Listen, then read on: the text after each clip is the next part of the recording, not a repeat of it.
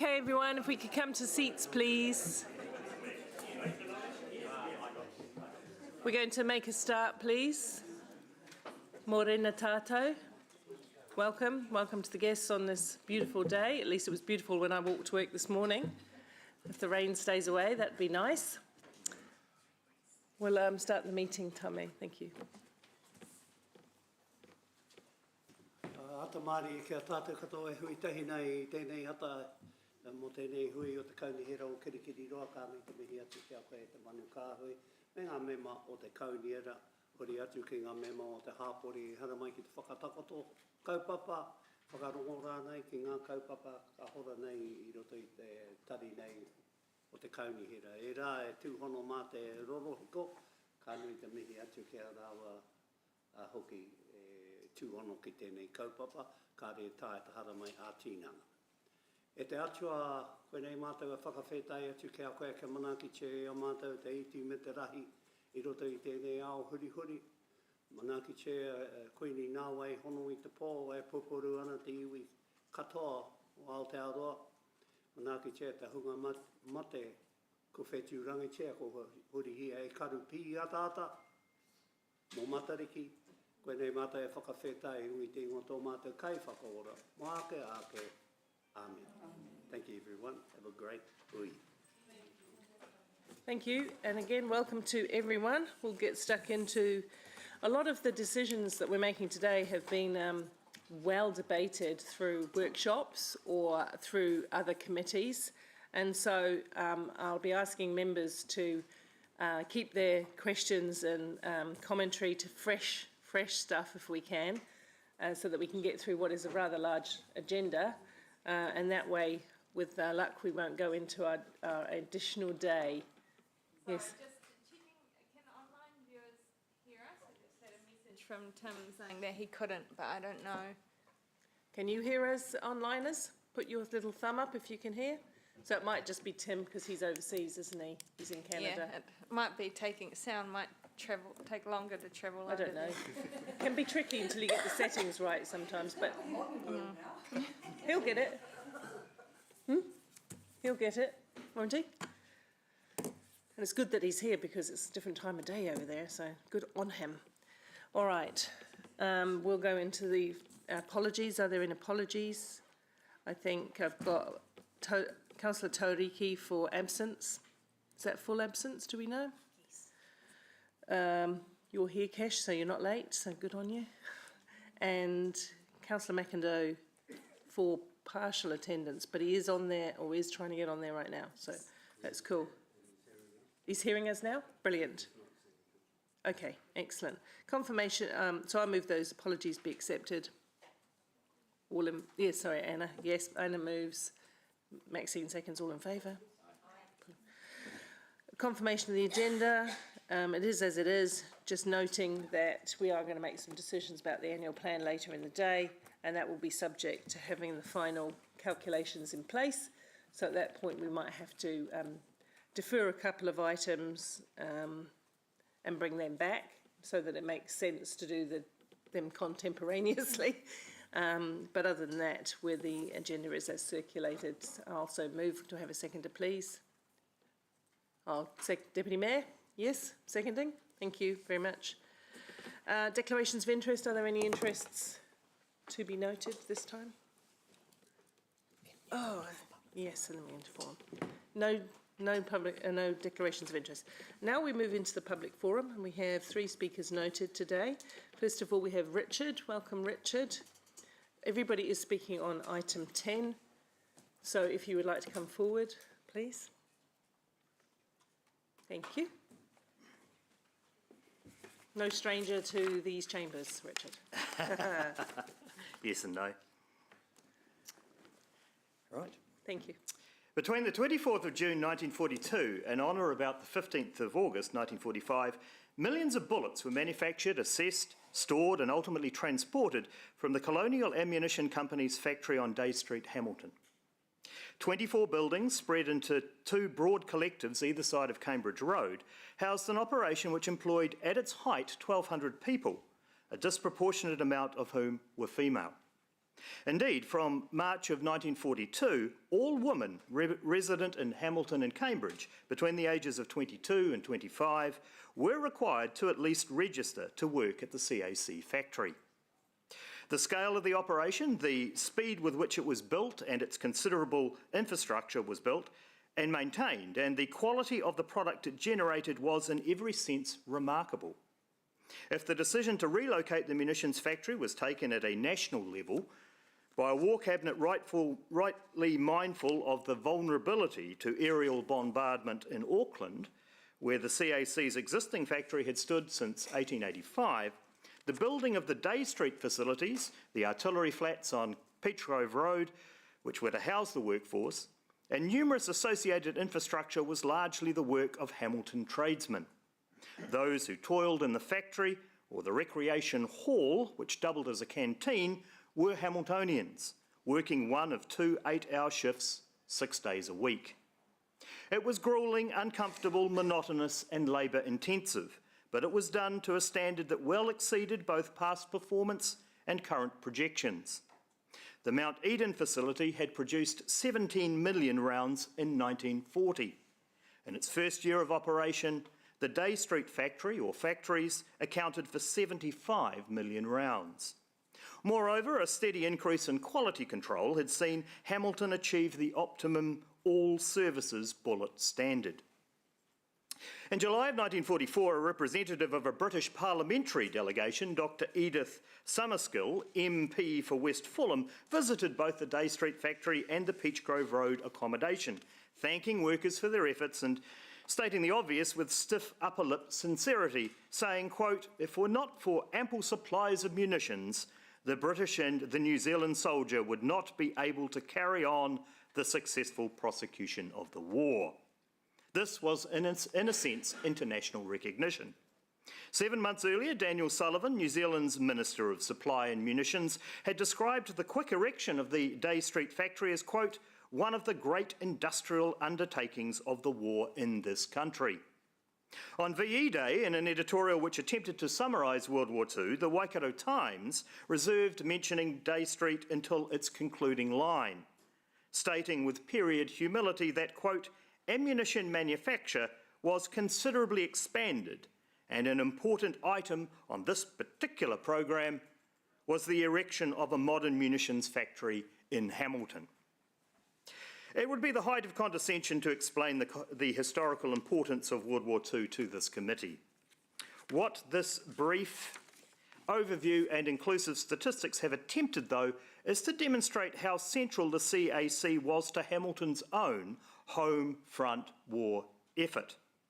In a meaningful sense, it is what we collectively did in the war, or rather what our forebears did for us. I would like to think that the need to preserve what remains of this history is self-apparent.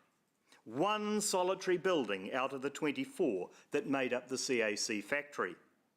As a city, Hamilton has an appalling record when it comes to heritage preservation. Not all of it, of course, the fault of the Hamilton City Council.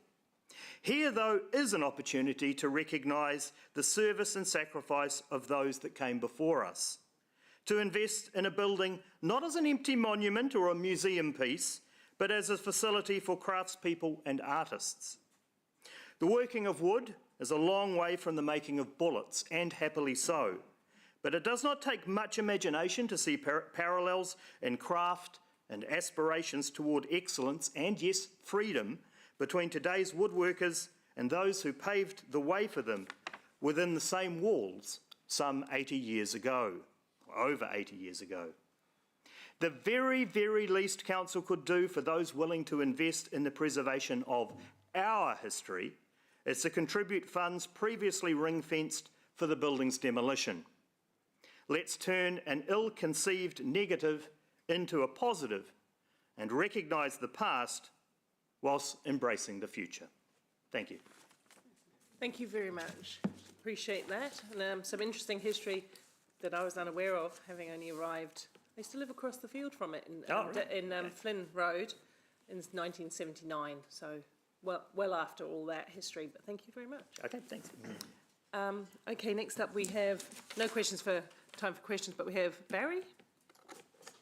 Good morning. My name's Barry O'Donnell. I'm a Hamilton ratepayer, so it's my money and my buildings that you guys are dealing with. I'm not very happy with the way you're doing it. I'm here initially because of a little problem with a fence around the park.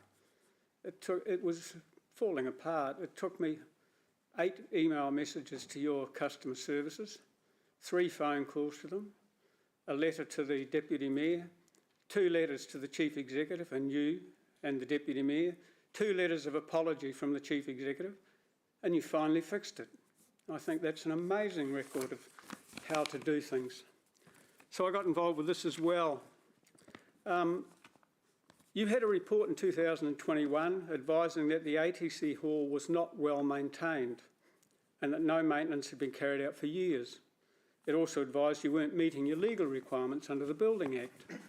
I saw somewhere that you're blaming the tenants, the poor cadets, on that. But when I let a building to tenants, I actually go around and check and make sure they're doing what they're supposed to be doing. You guys don't seem to think that's necessary. That report said that the building is in a bad shape and it needed work. In particular, it said you should patch the roof up to stop further water damage. In 2024, you had another report and it said the building had deteriorated even further because you hadn't even bothered to put a patch on the roof. I mean, what do you guys do? I don't think I'd actually give you charge of a dog kennel. Okay, you've got a poor, as Richard said, you've got a very poor record of maintaining ratepayer assets. So I'd like to thank Councillors Biddo, McIndoe and their colleagues for actually doing something about this. Thank you. The $2,000 you're talking about isn't a grant. It won't be used to convert the building into a wood turner's use. What it will be used to do is to put it back into the shape it should have been in if you guys had taken better care of it. That's all that is. Thank you. Thank you. Any questions? No? We'll go on to Kevin and Grant, please.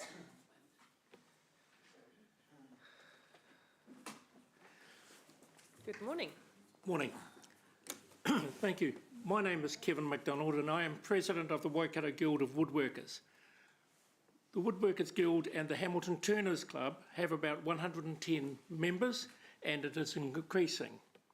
Carvings in the main foyer of this building and also in the Hamilton City Gardens building were done by members of the Guild. Woodworking activities form part of community mental health as it keeps people active and alert and social.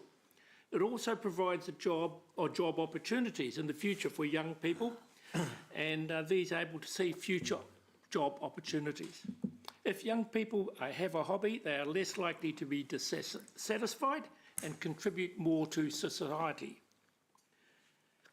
Community and personal well-being is a core element of our club.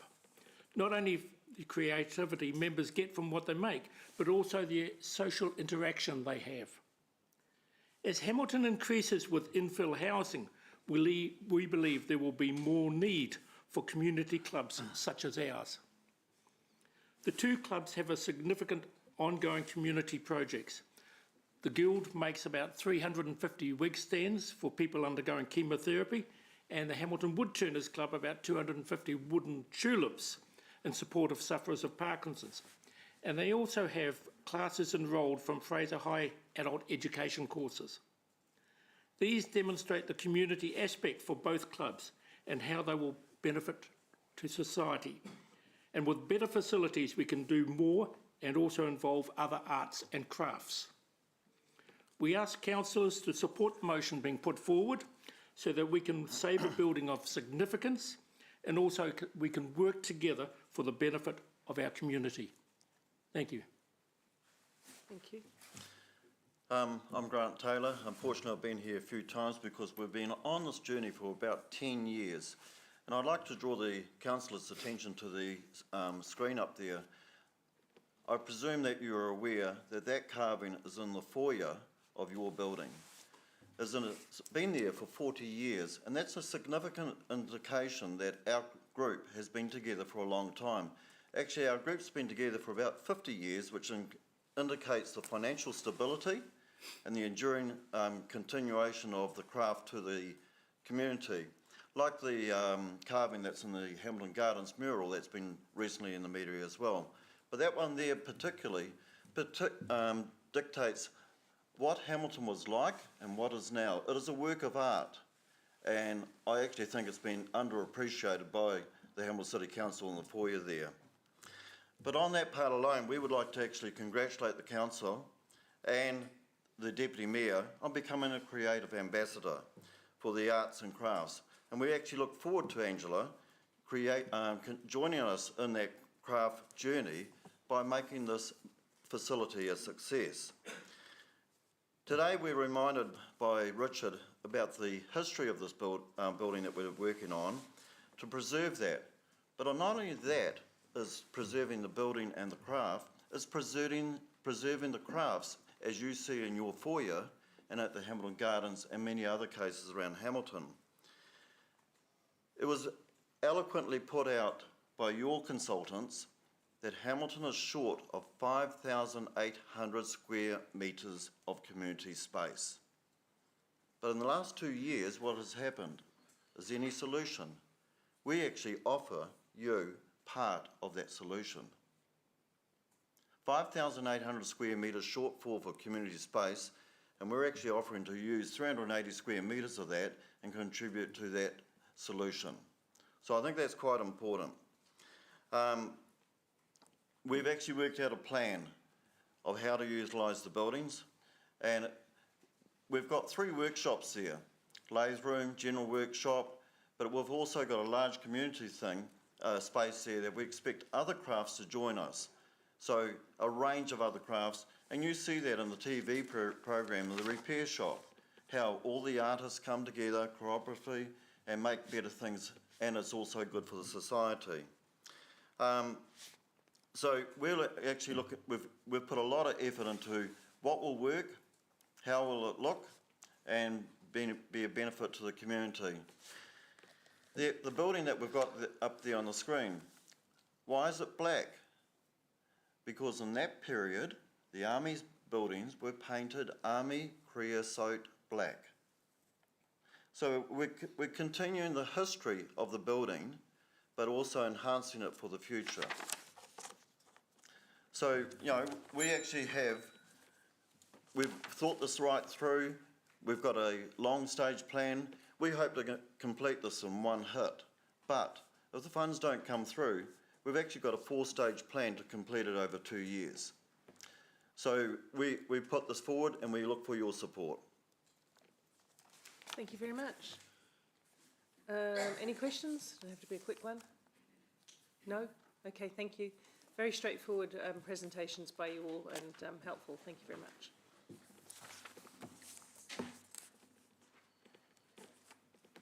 Oops, screen's turned off. Give me a sec. Okay. That brings us now to the confirmation of the open briefing notes, May the 7th. I'll so move. Deputy Mayor will second. All in favour? Most carried. That now brings us to the, oh gosh, I've gone out of the book, sorry. The open minutes from 29 May. Open minutes from 29, I've been checked out diligent, just bear with. So I'll move. All in favour? That brings us to the Chair's report, right? 28. No, 28th, I'm on there. I'm just trying to get back in with my password, sorry. 97. Right. Okay. There we go, thank you. So that brings us to the open minutes of the 28th. 28th, right. So move.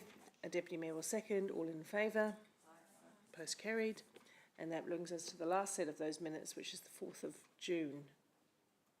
Confirmation of briefing notes, 4th of June.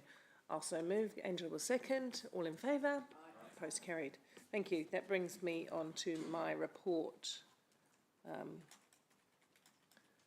Chair's report. Thank you. I think it is pretty self-explanatory, actually. But I do want to just say a couple of things that I think are relevant to decisions later on. First of all, local water's done well. I just want to again, you will have had the announcement of the establishment committee yesterday, and this will be consequential on the work of council. Actually, it's a huge change. It's not a minor change. It's not a minor tweak to the work we do. So we've noticed that. But thank you very much to Jadine, who's here today somewhere. Thank you. Hi, Jadine. Thank you very much for chairing that panel process. You worked very hard on that process, and we really appreciate the work that you did. In terms of I'm not talking about the draft annual plan because we've got that coming up, but in terms of a couple of issues, UNESA is re-emerging quite strongly as an Upper North Island strategic alliance. We have had a number of ministers attend. We've got Minister Watts coming to the next one. The focus is on that Upper North Island infrastructure in particular, but it doesn't end there. We do also have biosecurity, like the Callirpa weed that is causing all kinds of issues in Northland, and National Emergency Management Authority came last time. They were absolutely, it was jaw-dropping presentation with a lot of things of interest in there.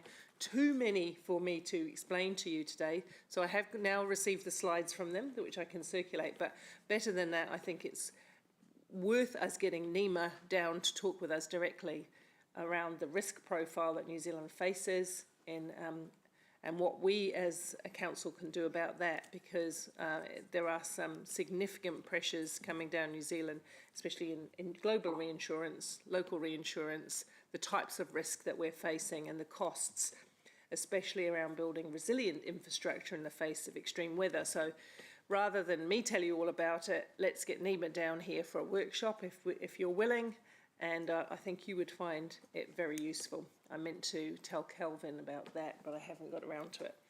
The metro sector, I've been chair of the metro sector. I want to thank the membership of Local Government New Zealand across the country for giving me that role. It's been a big honour. I've had my last formal meeting.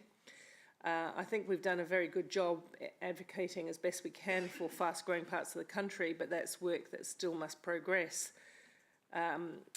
Change is imminent.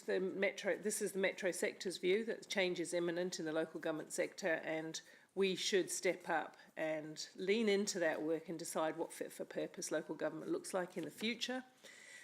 Coming up at the conference, there is a motion to that effect. I will acknowledge that the majority support that motion. There are two views around the metro table. One is that government should come in and reform local government for us, and the other one is where we've had a more balanced position, which is we would like to work in collaboration with government urgently to decide what the future of local government should look like.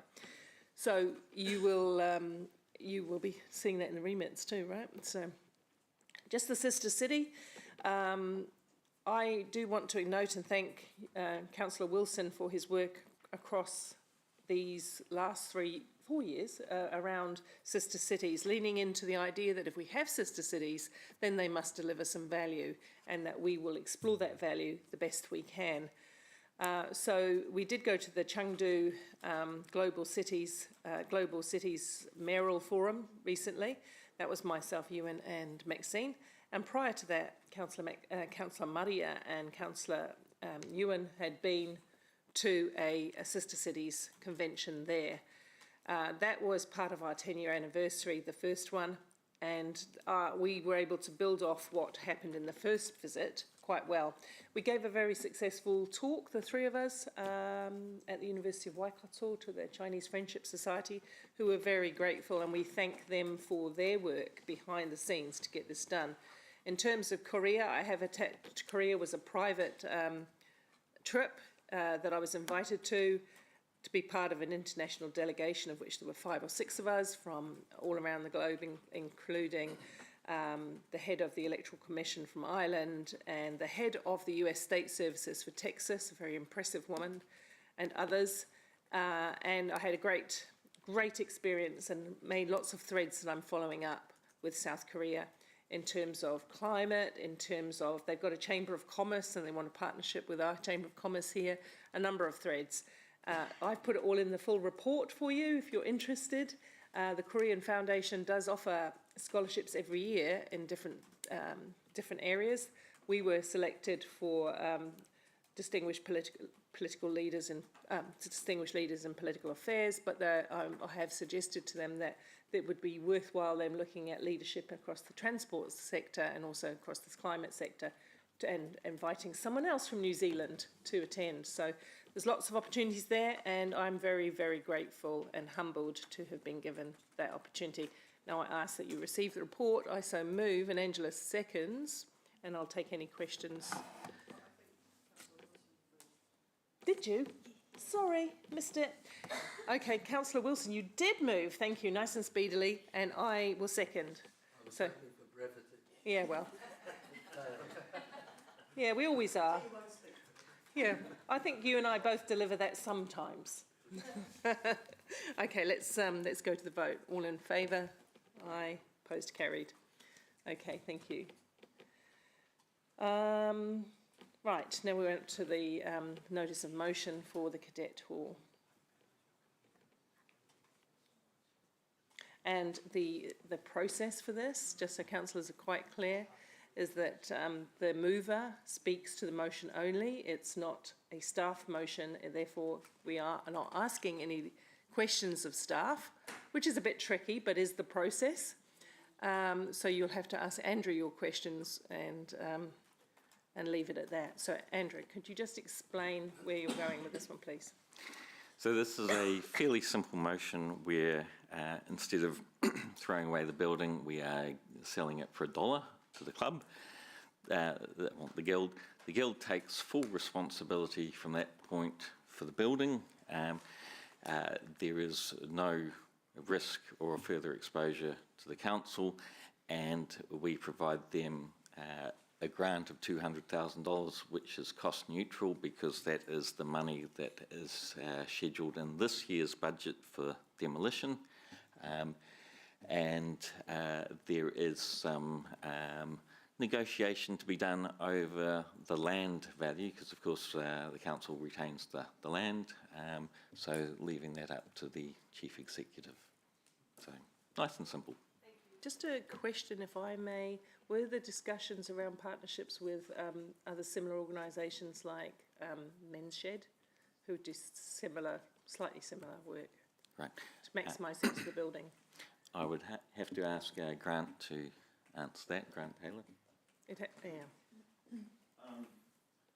Previously, when we have looked at other places like the Norris Ward Park and that, the Men's Shed wanted more space, and at the present moment we're actually limited with the space in our area for the workshops that we've got.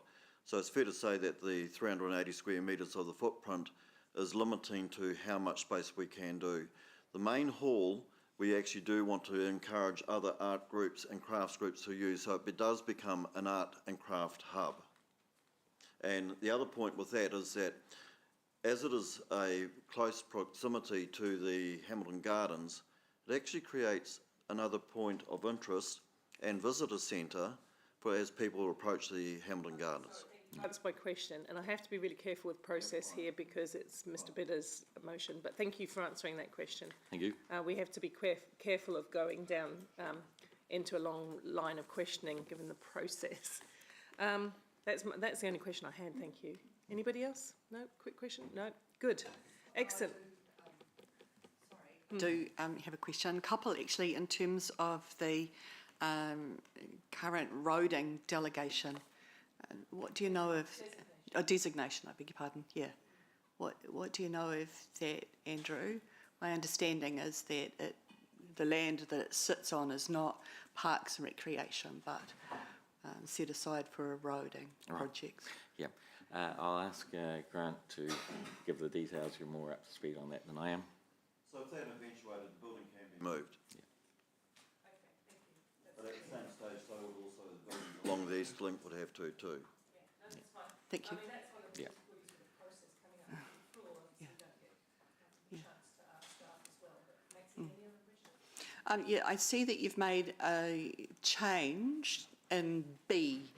Would you be able to just talk us through that, Andrew, and what your intentions are around that change? Right, so it's just a matter of timing.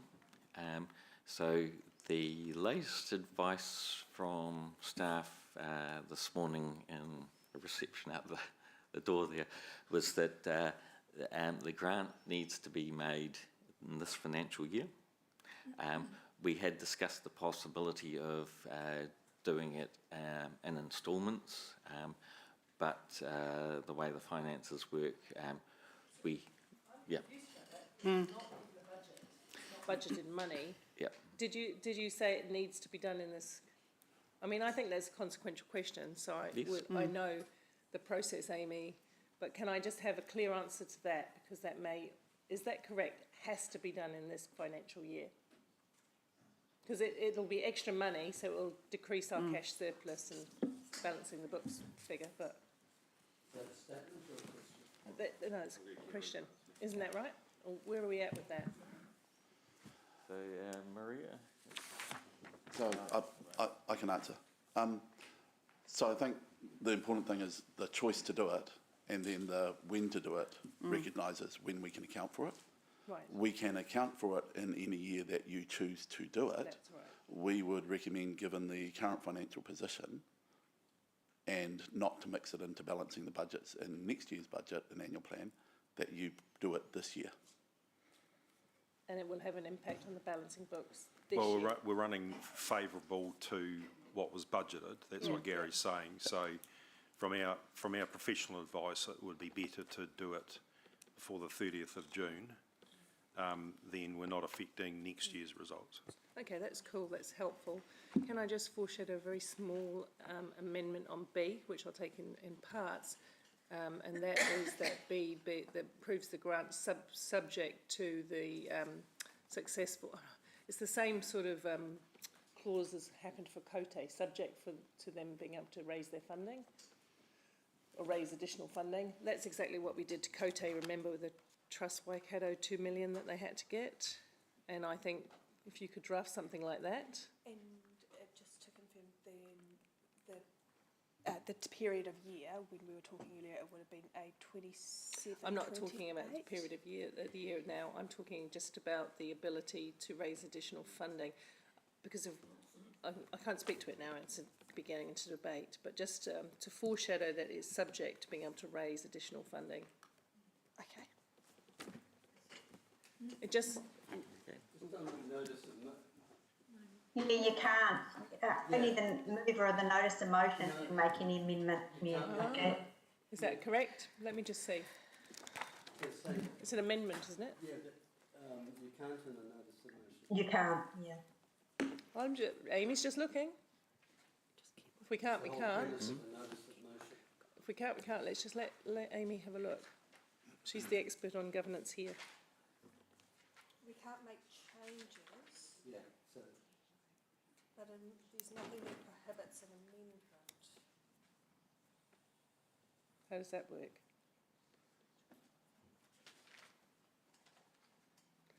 Okay, are there any other questions while we're just waiting on that piece of information? No? We'll just get this right. Maria. Yes, question. Deputy Mayor Angela had a question first. Oh, Angela, question please. I did my hand as thank you, Maria. I'll let you deal with the governance thing, but I know that I'm right. Councillor Bitter, would you consider putting into the motion, disappeared off my screen here, the financial date, the financial year, so that we've got clarity in there? Yes, So that's it's fine. this financial year. Great. Yes. Thank you. Thank you. Yes.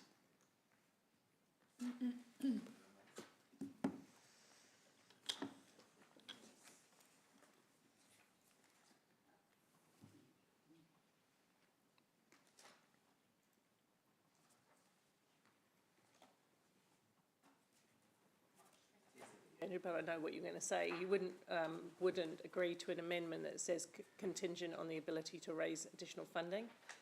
I am open to that. If we approve the grant and there's a drawdown, Ewan, yeah. Ewan, excuse me, I'm asking the mover. I'm just asking the mover, and yes, but no, that's not appropriate at the moment. First of all, I'm just asking the mover.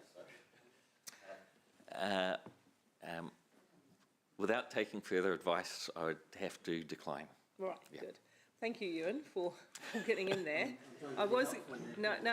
The mover is the mover, and I would have then gone to the willingness of the seconder, of course, which is standard process. But anyway, how are we going on with this? Is it a bit grey? It's super grey. It's super grey. Let's go for questions. Councillor Maria and then Councillor Hutt. Morena i te whānau. My question is about the demographics of the people that use the facility. It was mentioned there are about 100 plus people that use it. Are you able to give me just a general breakdown of who is actually using the facility out of those that number? I find that irrelevant. It's fair to say the majority of the membership is 60, older and white and male, but at the same stage we have always endeavoured to make it open to all ethnic groups. A few years ago we did actually have several months of Maori carving, and we actually do want to open it up to all ethnic groups for woodcraft of their origin. Awesome, thank you. And that would include different age groups as well, right? Yes, similar wood groups around New Zealand have actually had workshops for students, because there's not a lot of woodworking in schools like there used to be, and also particularly for homeschooled students. They're really looking for it, the parents and that.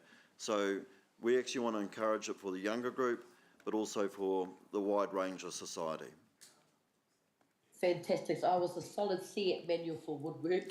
So yes, I would appreciate that for our children. Thank you. Did I see Louise? Gone? How's the hand gone? Hand gone? Yes. Okay, look, I'm not going to split straws on this. Councillor Wilson. 27.4 in standing orders, notice of motion.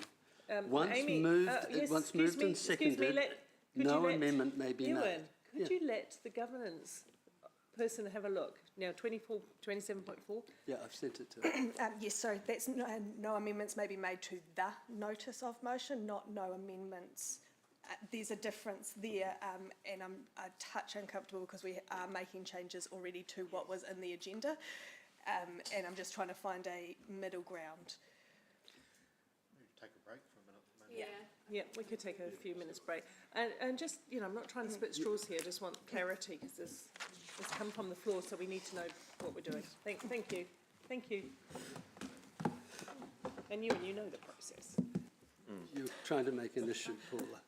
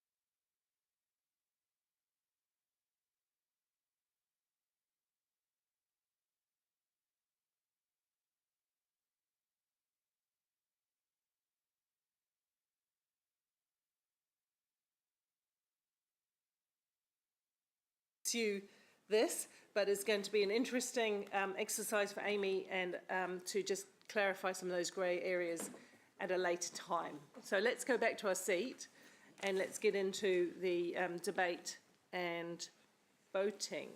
Mayor Paula, can I just make a suggestion? I've just talked to Councillor Bidder.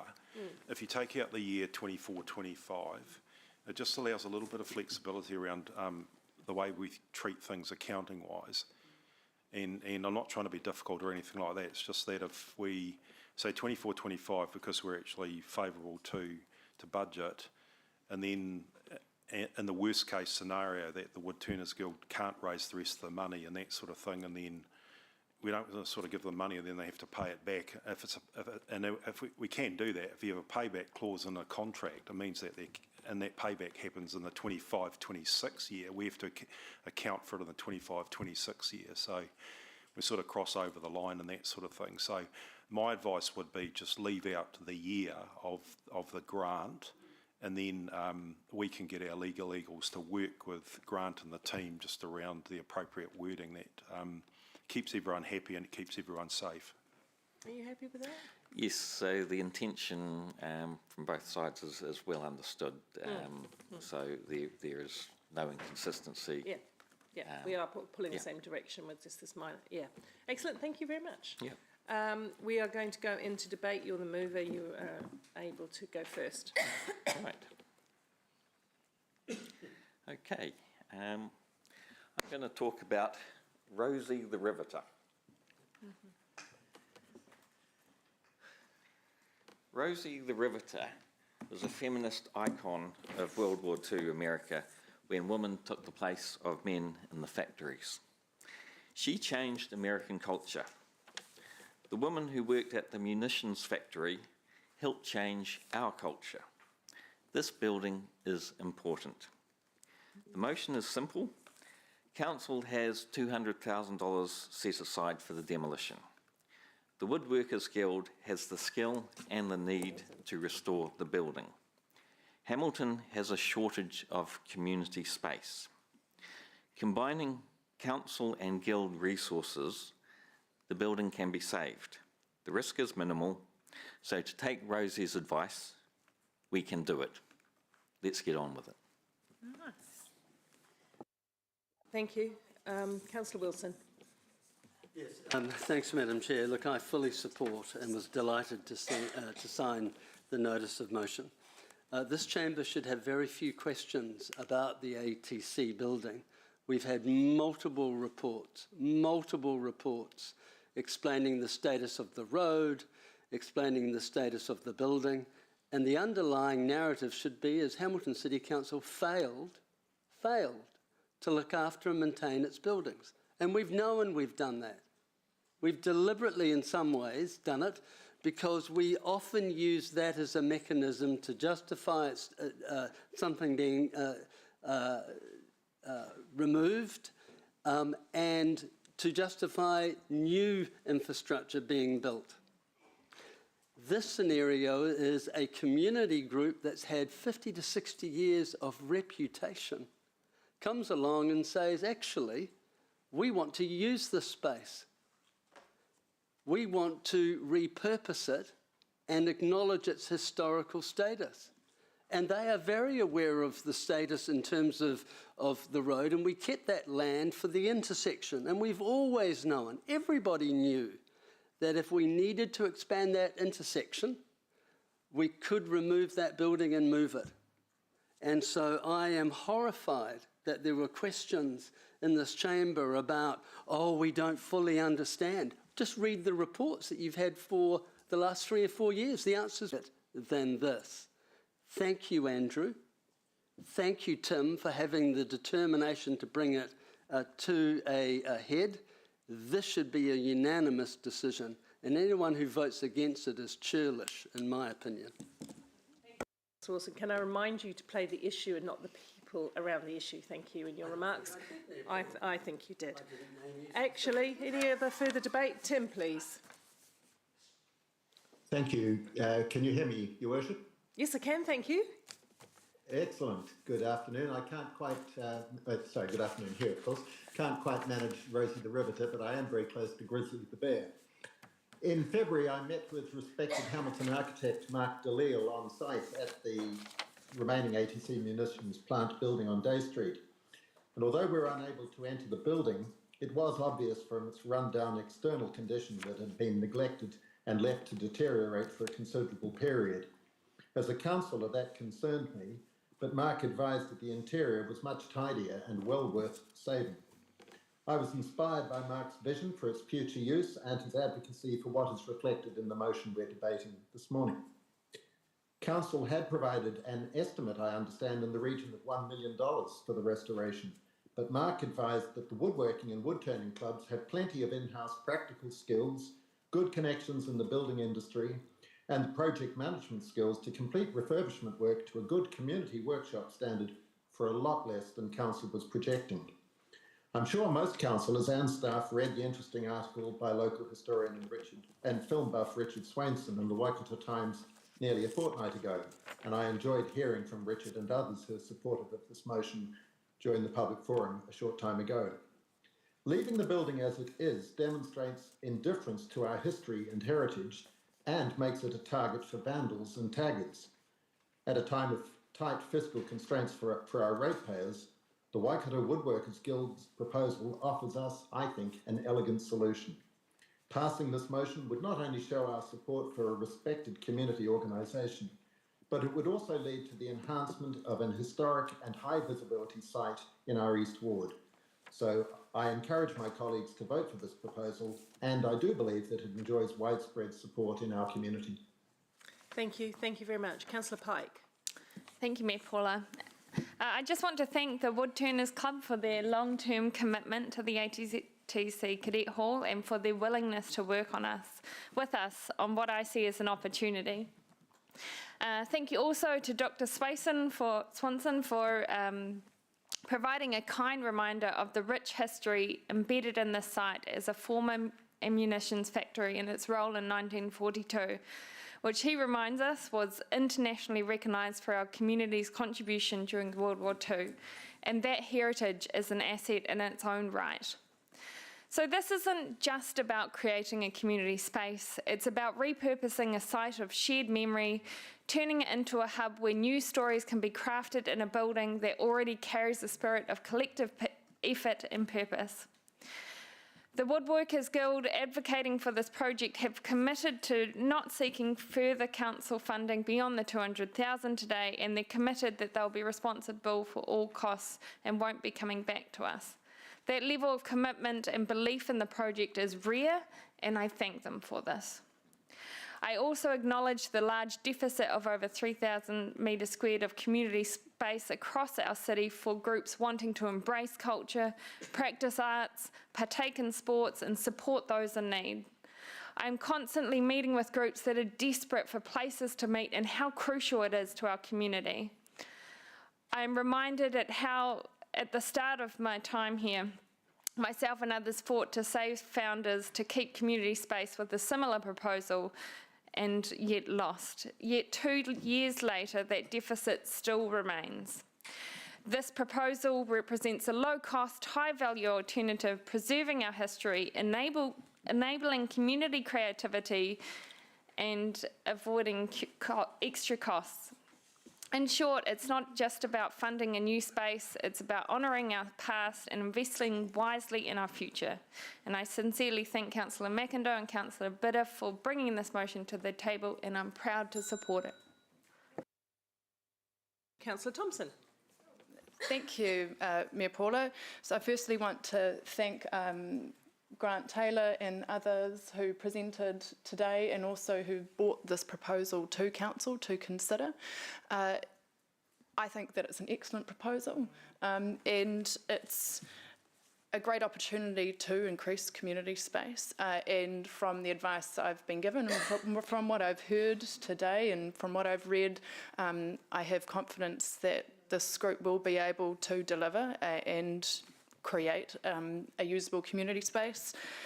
Woodworking and other crafts are a great way to give people a sense of purpose, mastery and achievement, and a way to connect. And when social isolation is a real issue at the moment, this is a way to bring people together. So I have to say, respond to some comments from an earlier debate. This council has put a lot more money into renewing and looking after its assets.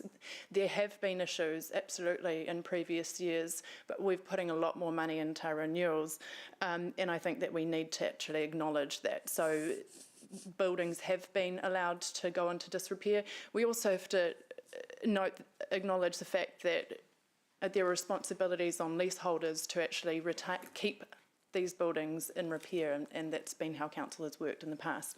Putting that aside, yeah, an exciting opportunity. So I wish I wish you all the best with what you're trying to achieve. Thanks. Yeah.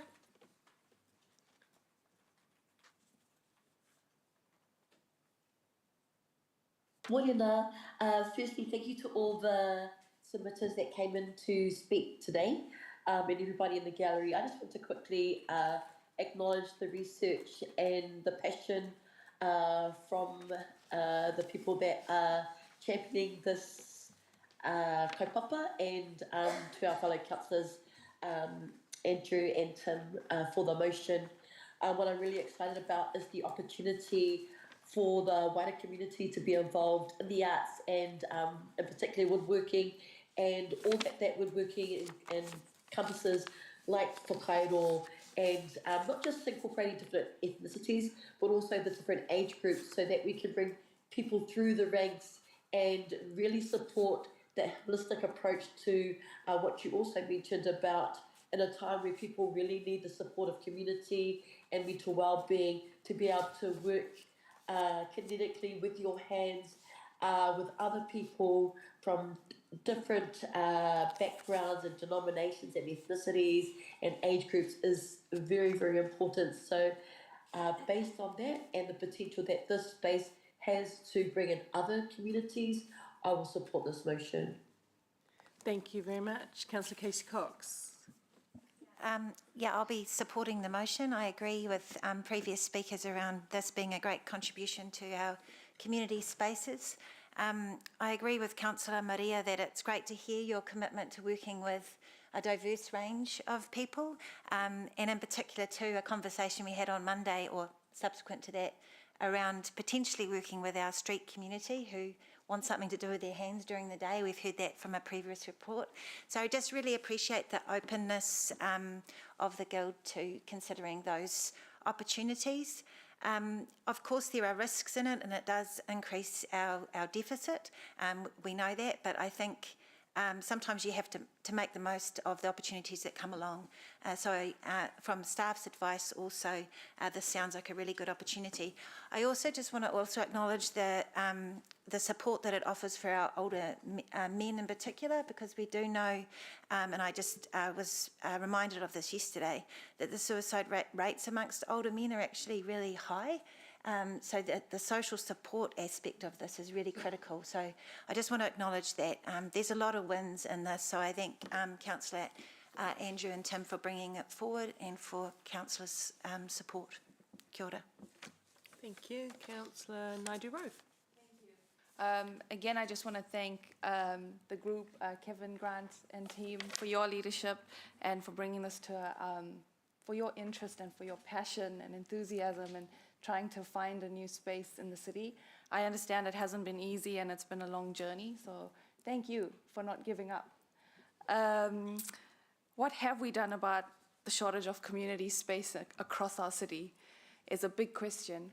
And I'm reminded of the beginning of this term when we started a working group to talk about where the shortages exist and where the opportunities lie. And we had a whole list of possible projects that we could look at. And then, of course, we all were faced with our financial constraints as a city. And community, as usual, took the back seat because there were other priorities.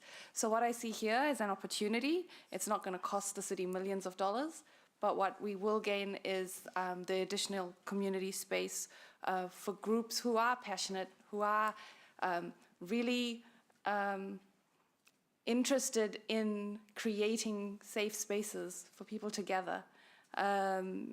social isolation, but also involving our schools and other community groups and organizations, the creative arts. Someone said this was a no-brainer, and it does feel like that. So from my perspective, it's the group that has come forward, has the capacity, they have the will, and they have the energy and the resource to get something done. And so I think they deserve the chance to do so. It's not about preserving just a hall. I think it's about preserving connection, community, creativity. Thank you. Councillor Van Oosten and then Councillor Louise. Thank you, Chair. I'm broadly supportive of the Guild of Woodworkers proposal. I think it's a well-intentioned and community-driven project that could bring a disused space, as we've heard of its previous history today, and we thank you for that history lesson this morning, and bring it back into active use. And that helps to meet the growing demand that we already know for accessible community facilities. And so their commitment and initiative are commendable. I'm satisfied that the intention of the grant decision and the timing has been resolved in our discussions this morning. It was what was worrying me the most, trying to find some consistency in the way that we've approved grants in the past. There's a rigorous process usually for our grants process, and so whilst some think that we've had all the time in the world to be able to explore it, having an opportunity to be in the room today helps everyone's understanding in a better space, I believe. So it's important that we have and are careful in releasing the funding so that the Woodturners can confirm the other development funding that is available to them. This is a reasonable safeguard in my view, and it ensures the project is viable and that the council role remains consistent with earlier guidance. I'll be supporting the motion as it's put. Thank you. Councillor Louise. Morena e te whānau. The motion that was brought to us earlier to demolish the building was a real reflection of the austerity politics of previous councils who did slash maintenance budgets. And the request to demo this came through with a whole suite of other buildings also to demolish, who were victims of that kind of political thinking. The Cadet Hall was thankfully one that we could enter without needing to wear face masks and didn't have mushrooms growing through the floor. So certainly it is a much better candidate for saving and refurbishing than some of the other ones that were also in that list. We are really short of community space in our city, and I am the biggest supporter of refurbishing and reusing buildings that we already have because it is a far, far more sustainable choice. That's something I am always interested in, so I just wanted to thank the Woodworkers Guild for their interest in doing that. The cost of building new community space is a real challenge for us at the moment, so I'm pleased that we've found an alternative. But of course, if you know me, you would know that I would never give up an opportunity to talk about the importance of crafts in debate. So I just really wanted to reiterate what was said in public forum about the importance of craft. Woodworking is not my craft of choice. I'm much more a knitter and a sewer. But I know that learning craft skills, working with your hands, finding community and creating beautiful and interesting things are so important for our individual well-being and our creative and collective well-being. And they are things that absolutely should be celebrated and supported. So I just wanted to make sure that my pitch for crafts was in this debate as well. I'll leave it there. Okay, thank you. Goodness, I hope you guys get over your colds. There's been some nasty ones going around. I'll take a time at debate. And I just want to assure people in the public forum today that my line of questioning had got nothing to do with support for the Woodturners proposition. I'm 100% in support of it. You have done an excellent job in your lovely property in Forest Lake. It's a lovely property. I'm familiar with the good work you do. In fact, I have still some of your tulips.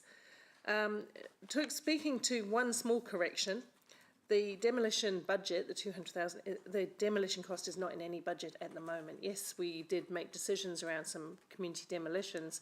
No, we didn't put the budget in there, and that will be decided at future LTP. So this is money that comes out of our cash surplus for this year, if it goes this year, or next year, if it's next year. So it isn't, it wasn't budgeted money, and I just wanted to make that very clear distinction.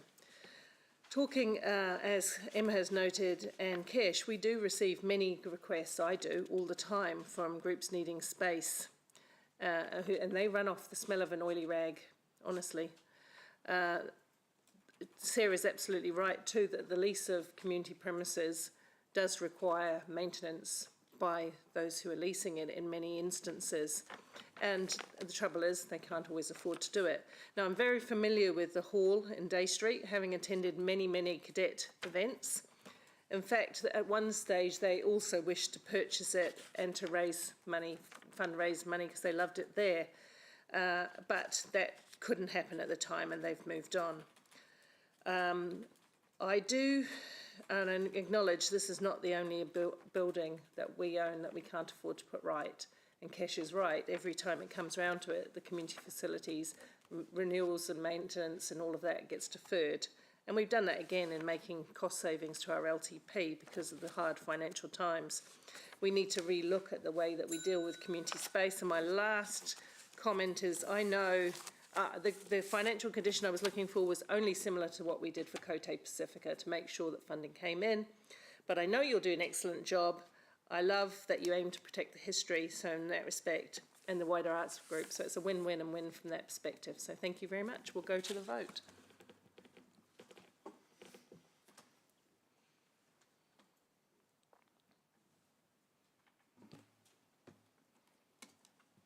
There'll be no surprises here.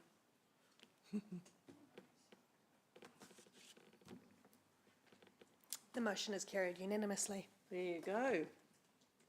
Thank you.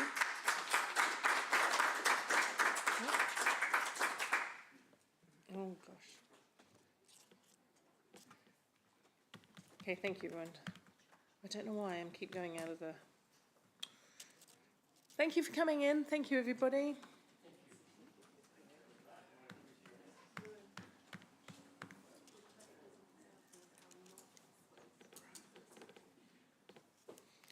Okie dokie then. Instead of doing that tab, I'll touch that tab. Cobham Drive speed limit is the next item. Welcome, Robin.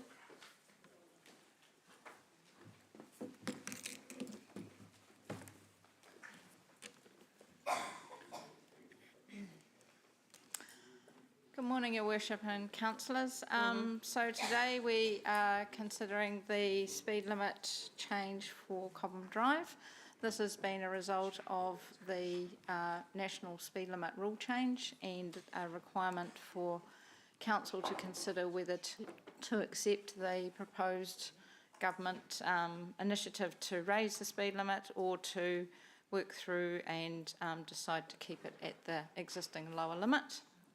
The report on the 21st of May at the traffic panel made a recommendation, and we did receive some questions from elected members which are covered off in today's report.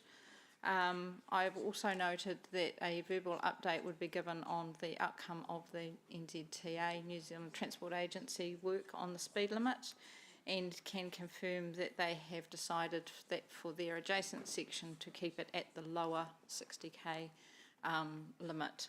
So with that, I'm happy to take any questions. Did you want to move, Deputy Mayor, or are you happy for me to move? Me move? Yep, I'll move. I've already got a seconder for that, for the staff recommendation. Then we will have questions, just to get it. Huh? Oh, brilliant. Deputy Mayor seconds. Okay, we'll have questions. Let me just get the discuss. Councillor Taylor. I'd like to move an amendment, and that's option 2 in the report. Okay, thank you. Probably haven't got a second of it. Okay, anybody seconding that? Thank you. Okay, no questions on either of that because we're quite clear what's what, right? We had this workshop, so we'll go into debate, right? So I'm debate as the mover. The reason I am sticking with the 60 is because the reports all showed that that piece of road was subject to conditions that made 60 the safer speed to travel. And I know that government is increasing speed levels up and down the country, and by and large have supported many of those. But this is a very tricky piece of highway, and what we have heard from people is they would like to keep it at the 60. And for that reason, it makes sense to submit an alternative method proposal, which of course will have to be robust if it is to be accepted. And if that is rejected, that is rejected, but at least we've stood our ground and represented the community voice and made common sense decisions about the nature of that road. And it's subject to flooding. I was a bit confused about why we were seeing pictures of drains and catch pits and things, and that's because that's to stop excess water running across the motorway, which it's subject to. So, yep, that's all I've got to say on that one. Councillor Taylor. Thanks, Mayor Southgate. Yeah, look, I'm disappointed to hear NZTA's decision about the other part of Cobham Drive. I struggle to drive anywhere near 60 on that, and I'll continue to struggle to drive anywhere near 60. It just is completely counterintuitive to me. And at the hearing on this part of Cobham Drive, most submitters wanted the speed to return to 80 k's. I think there's a tendency of authorities these days to set artificially low speed limits with no cognizance of drivers' judgment at all. And I think it loses credibility when that continually happens, because there are situations on Cobham Drive where it's patently obvious that you can go a lot faster than 60k. So I just don't think it's a realistic option, and I think the reason we had a majority of submitters supporting going up to 80 is because it's an intuition thing. It's obvious that you can go a hell of a lot faster than 60k, and if you keep on setting artificially low speed limits around the city, everyone's going to ignore it. I certainly am. And my DNA is that I don't believe in strangling our network. I think it's important to let people get around the city at a reasonable common sense pace. So I'll be sticking with the amendment. Thank you. Thank you, Chair. 58% supported going back to 80 kilometres per hour. Only 41% supported sticking to the 60. So that's quite a significant difference. Interestingly, 1% did look at 70 kilometres per hour. There have also been more deaths at 60 kilometres per hour than at the 80 kilometres per hour speed limit. Interesting fact. The road is safe. There are no driveways, no footpaths adjacent to it. Cyclists have their own path separated from it. I don't see any reason for it to stay at 60 kilometres per hour. The road was designed and built and engineered for 80 kilometres per hour. That was its purpose, to get traffic moving around the city efficiently and quickly and safely. I trust the engineers who designed it. So I see no need to stay for 60. Simple. Thank you. Any further debate? And just in a right reply, I'm being a bit cheeky and saying I'm interested in, you refer, I can't ask a question, but I'm wondering. Councillor McIndoe is trying to take. Oh, is he trying to debate? Yes. Have you got a hand? Sorry, I can't see your little hand up. I'm sorry, Madam Chair. I had been trying to indicate it, and I've obviously pushed the wrong button somewhere. You go. Am I too late? No, you go. Okay, thank you. A few days ago, some of us were contacted by a ratepayer who submitted on this issue, who believes that the decision had already been made and that the consultation had therefore been a sham. So upon checking and reading the report before us today, I was relieved to hear that that was not the case and the matter is being decided at this meeting. And as has been noted, 58% of the 1,621 responses were in support of returning the speed limit to 80 kilometres per hour. And I've been torn on this matter because I would usually favour supporting the majority viewpoint in such decisions.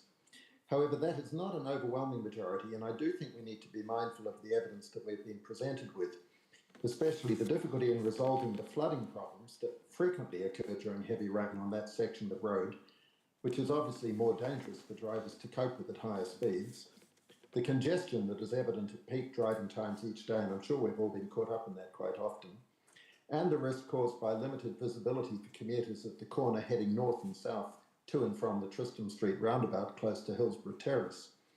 Added to that is the challenge of merging into Cobham Drive from Hillsborough Terrace, which I've done quite frequently for commuters heading south, and that can be really tricky so close to that corner, and it is obviously safer at a lower speed. So for all of these reasons, and the fact that the time saving is negligible on such a short stretch of road, even when it is possible to reach 80 kilometres per hour outside peak travel times, I am concluding that it would be appropriate to retain the current lower speed limit between Tristram Street and Normandy Avenue. I know that may disappoint the 58% of submitters who reached a different conclusion than some of my colleagues who I normally vote with around the table, but I do want to assure them that the consultation process was conducted in good faith, and I've reached my conclusion after carefully weighing up all the evidence and viewpoints that were presented to us. If a majority of elected members agree with myself and Her Worship, there will, I note, be a small saving for ratepayers and taxpayers in not making any further change in that area. Thank you. Thank you, Councillor Sarah. Thank you, Mayor Paula. We've got a section of Cobham Drive just right next door to where we're deciding on the speed limit, which is now going to stay as 60 kilometres an hour. So the main reason that I am supporting us retaining this at 60 kilometres an hour is we want some consistency. I don't think it's helpful for drivers to continuously chop and change speed limits.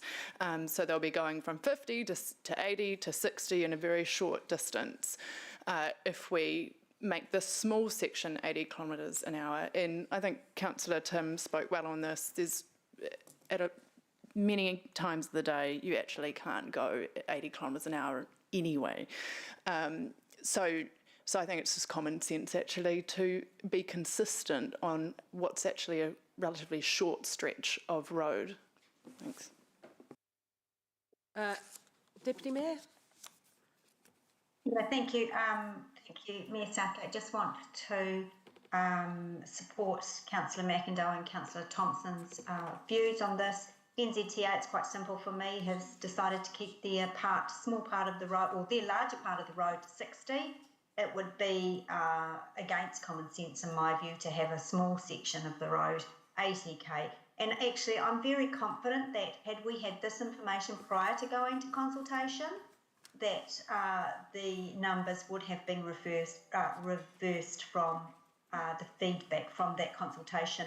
One of the things being on the Regional Transport Committee with my colleagues, Councillor Thompson and Councillor Van Osten, one of the main frustrations with all of the speed limit changes for drivers are one of the main things is constantly changing speeds, 60, 80, 60, 80, 60, 80 on the same stretch of road. That causes confusion and does cause accidents. So yes, I'm very happy to support this. Thank you. Councillor Emma. Thank you, Chair. Look, this decision has come as a result of Central Government's new setting of the speed limits rule, which was signed off in September 2024 and has meant that this has had to come back to us. We've received 1,621 submitters, which, while it meant a lot of reading for everyone, it was fantastic to see a really strong engagement from our community. And I really want to thank our submitters, both those who came to Traffic and Control hearing and submitted in public, and those who gave online and too. This is a straight part of a road, and there are no pedestrians, etc. So there are not a lot of risk, but I do agree with Councillor Tim, in that the flooding and lack of visibility is what makes this particular stretch of road a challenge. And the other part is that the information that wasn't available at the time of consultation was the NZTA speed change to 60 k's, and I do agree with Councillor Thompson that this will create some confusion, and this has largely swayed my thinking today.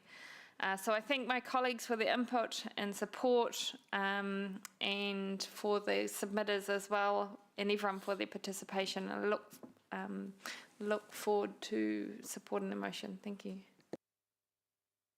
Any other debate? No, thank you. Just a very small right of reply, because actually the comments of the last couple of speakers, Tim, Angela and Emma, are very close to my own views. It is around the curves of the road, it's around consistency, it's around safety on slippery water surfaces, and taking on board staff evidence will be tested through the alternative method proposal. It may well be rejected, and then we'll have some further reasoning.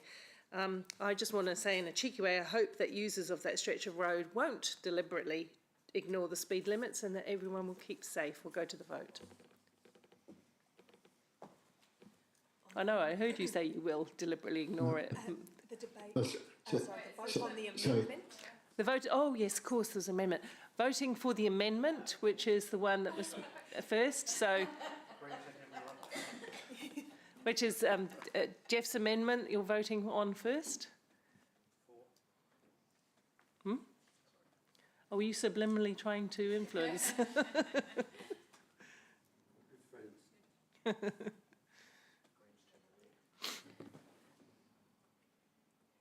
Councillor Maria, can I confirm that that flash I saw before of dissenting is correct? Are you against the amendment? No, that wasn't correct. I just put it down, and then because we were going to vote, and then there was the amendment, and it felt a bit confusing. So you're voting on the amendment. Can you display again your vote on the amendment? Is it for or against? The amendment can I see the amendment? It's the option 2, which is to retain the 80 k's. Oh, yeah, no. That's a no. Okay. Thank you. Can you... The amendment is lost, 2 for, 11 against. Okay. Let's go to the motion now, please.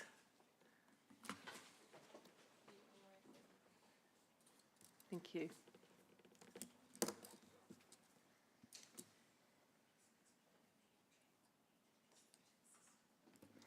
The motion is carried, 11 for, 2 against. Thank you. Councillors, we're going to take a short break for coffee and then go into some other items. Thank you, Amy, I think was you. Is it you? There is a big container of... See you. Thank you, Margaret. Thank you, Pat. There's a big container of delicious-looking muffins there. So, staff, councillors, let's... I know. She's the star of baking. All right. Thank you very much.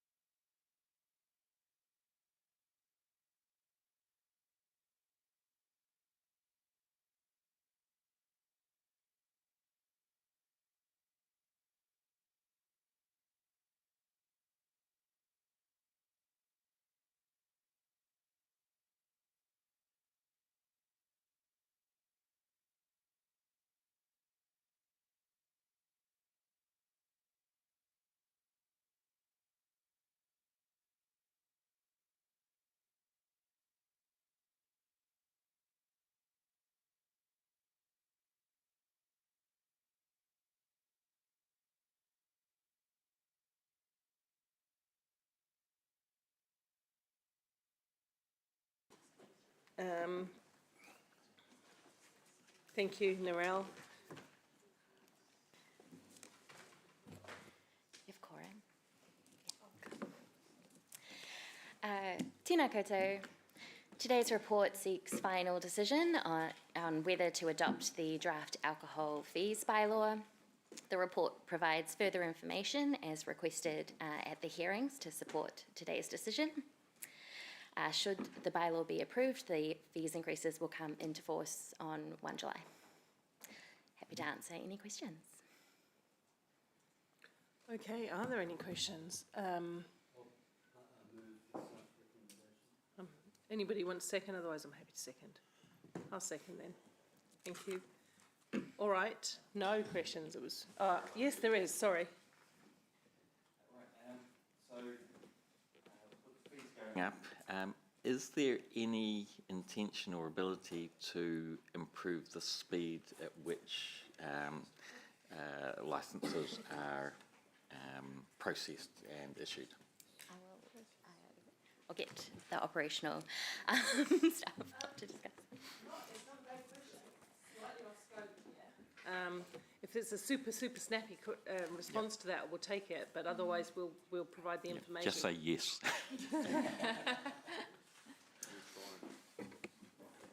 Unfortunately, the super quick response is no. The fees bylaw won't have any impact on the speed in which consents or applications are processed. Right, good, that's a great answer, thank you. It won't get worse. If we want to talk about the speed, that would be a separate topic of discussion, Andrew, so it'd be quite a useful one, but a separate one, thank you. All right, we'll go to the debate.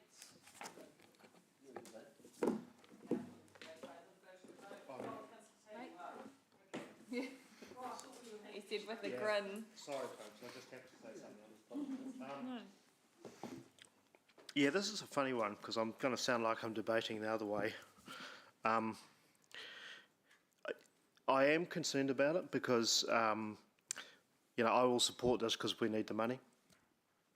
We should be getting the income. But, you know, I was influenced by one submitter during the hearing who said, this is not the solution to your problems, guys. Going after us, he didn't put it quite like that, but it is chicken feed what we will recoup.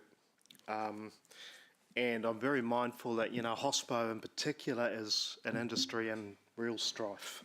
And I'm just weary of going after, well, not going after them, but of adding another cost, because, you know, the last thing we would want to do is be crushing hospitality and in a time where they're doing it hard anyway and there's all sorts of issues. So, you know, I have struggled with this one.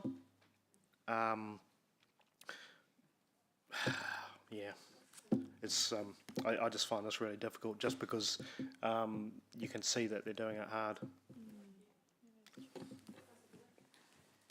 Thank you, Mayor Paula.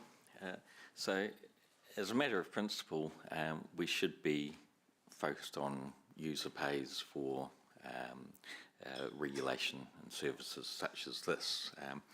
But there is also the need to consider the efficiency of the bureaucracy and question whether the costs are justified, whether we can do things more efficiently and recover our costs, but deliver the service at a lower price. I would hope that staff do look into that. And I referred to Councillor Moko's statement in the Waikato Times this morning, where he referred to council bureaucracy as intergenerational. I think that applies to the liquor licensing process. It is difficult and expensive and in a lot of cases unnecessary. And burdening good operators for the few bad ones is not what user pays should be about. Thank you. Any other further debate? Just in Councillor. reply if I could. Yeah, actually, I might just jump in and say a couple of words. Thank you. I actually hear what you're saying, Councillor Taylor, and also Councillor Bitter, and I think there is a process to look at the efficiency, but that's a separate process that can't be covered off today. We should be looking at delivering all our services at the lowest possible price, but in this instance, yes, we do want to promote and support hospitality, but the cost is either borne by the user or the ratepayer, and that's what makes it a difficult decision, but that's why I'm supporting the staff amendment. Set the motion. Right, a reply? Yeah, thanks, Your Worship. You hit on the point, one of the points that I was going to make. I'm all for supporting HOSPO. I think they play a critical role in making Hamilton a vibrant and exciting place, and I respect the work they do. But they must bear the true cost, and if they're not bearing the true cost, then the ratepayer fills the gap. In terms of efficiency, I have to say I've seen incredible improvements since Corey has taken over the management of the process. And under the new commissioner, we are getting much better at timely hearings. There had been a legacy of the same commissioners were commissioners in multiple jurisdictions, and Hamilton had one day a month, which meant there was a backlog. Those sorts of things have now stopped, and we're getting better throughput, and ultimately, I hope, over time.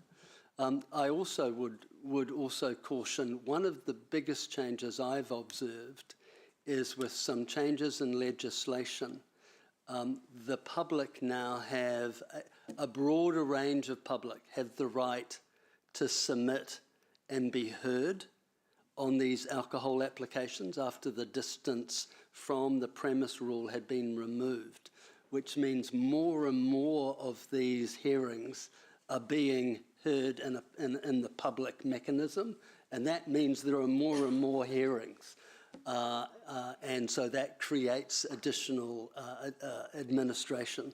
So you have to be mindful of that context. Change of national legislation empowered people to submit who no longer, they can be anywhere in the city and they can submit.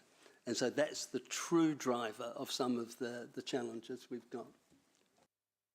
All right, we'll go to the vote, please.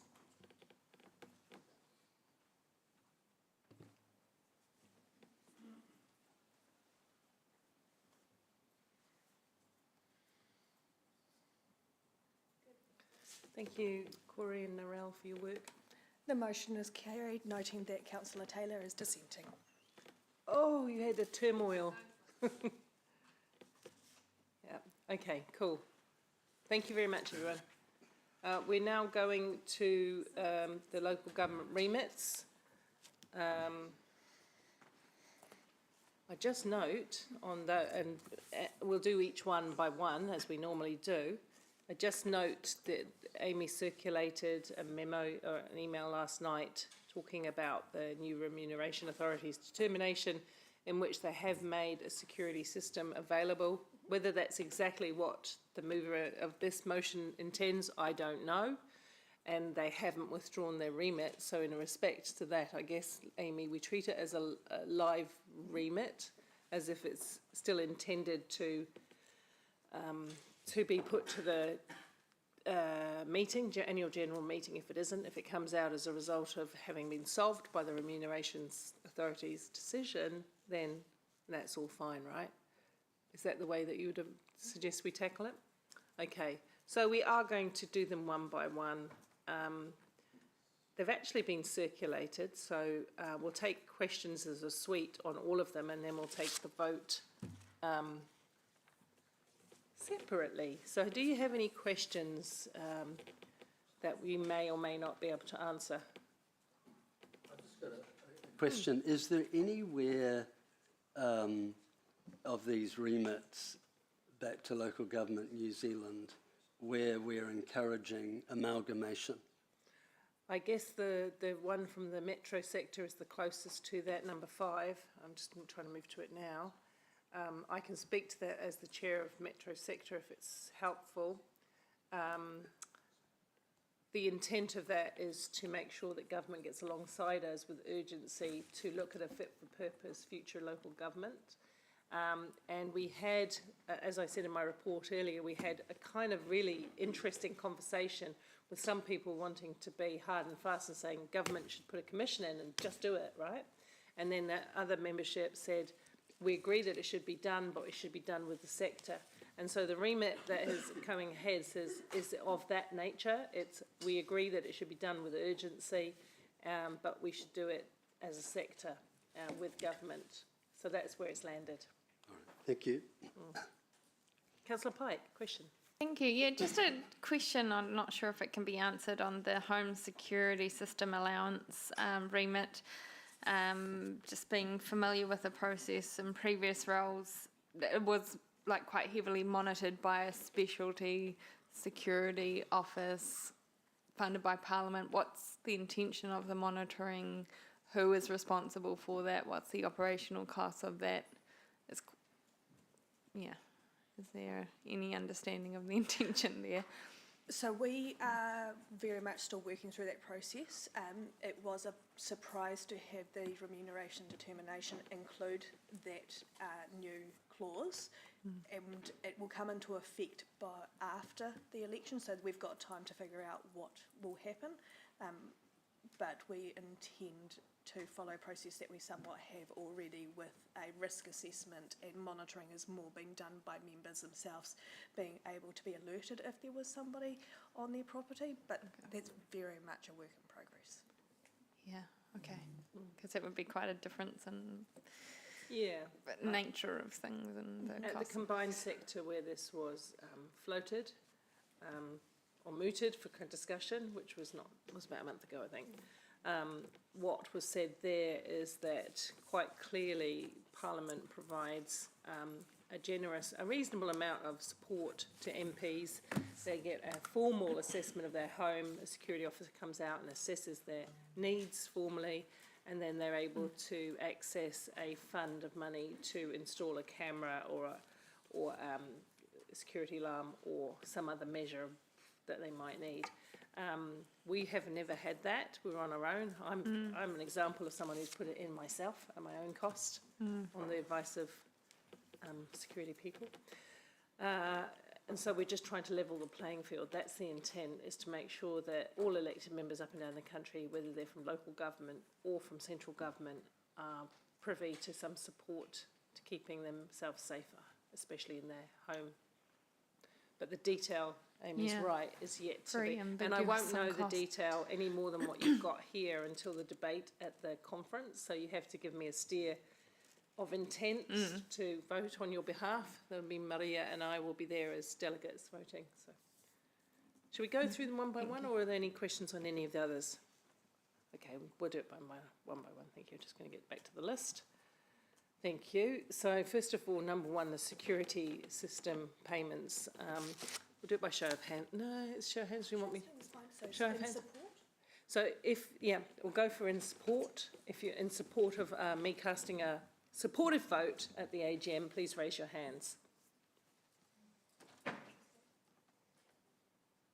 And dissenting? And not support? Thank you. So that is carried, noting that Councillor Wilson and Councillor Taylor are dissenting. And noting that it's already provided for in some measure now in the REM authority. So we'll just be mindful of that. The improving joint management agreements, 1.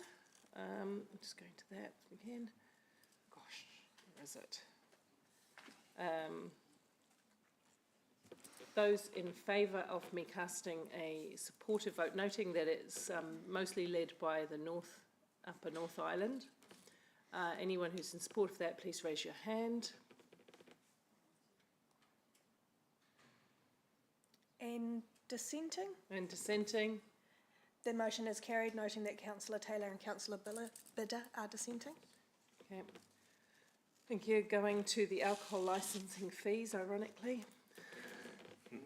Those in favour?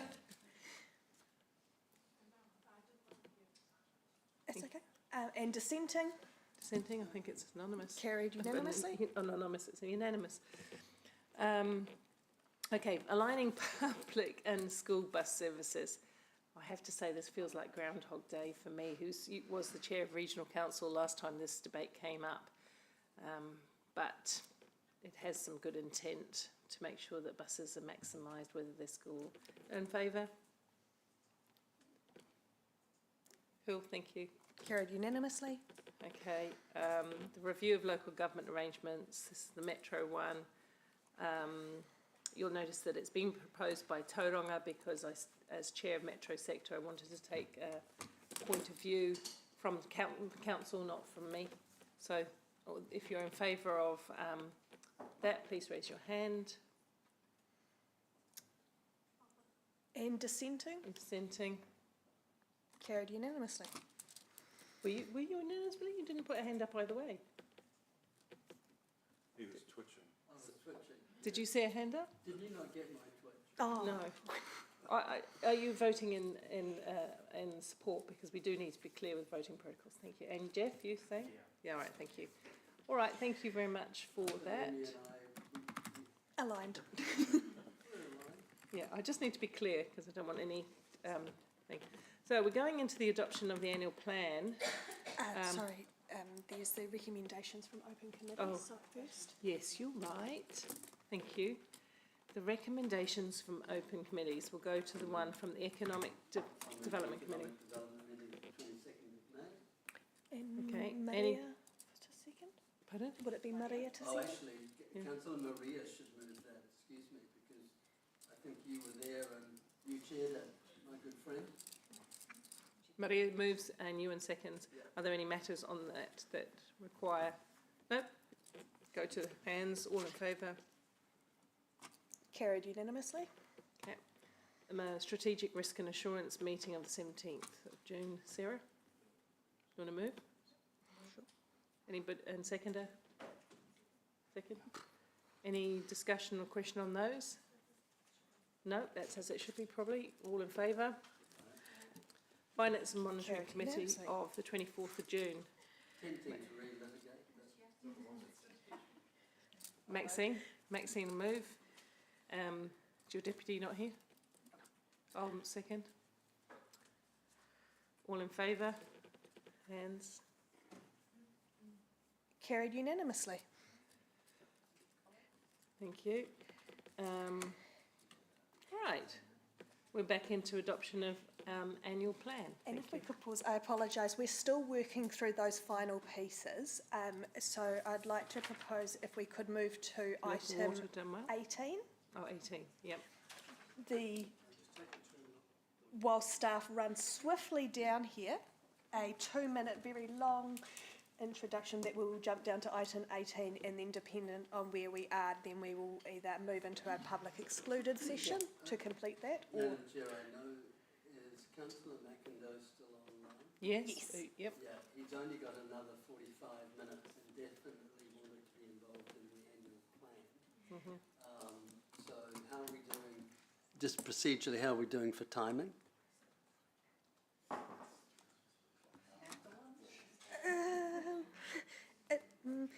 it's very much being worked through. Okay, so I can't say 100% when it will be. Lunch break, so it'll be after 1. All right, well, we tried. We tried to get, so we'll... We're missing break. just part of the annual plan document, which is just coming together right now, so it'll be, it's just not quite ready. Okay, this is what it is, unfortunately. And we apologise to Tim if he has to jump off at that time. Yeah, we know nobody wants to go to the reserve day, all being well. And thank you for being unhelpful in raising that. Yeah, that was really good, Max. Well done. Okay, we're going to the State of the Nation in capacity. We're still waiting on staff to come down. So you can jump up and do 10-star jumps, move your body, whatever you want to do.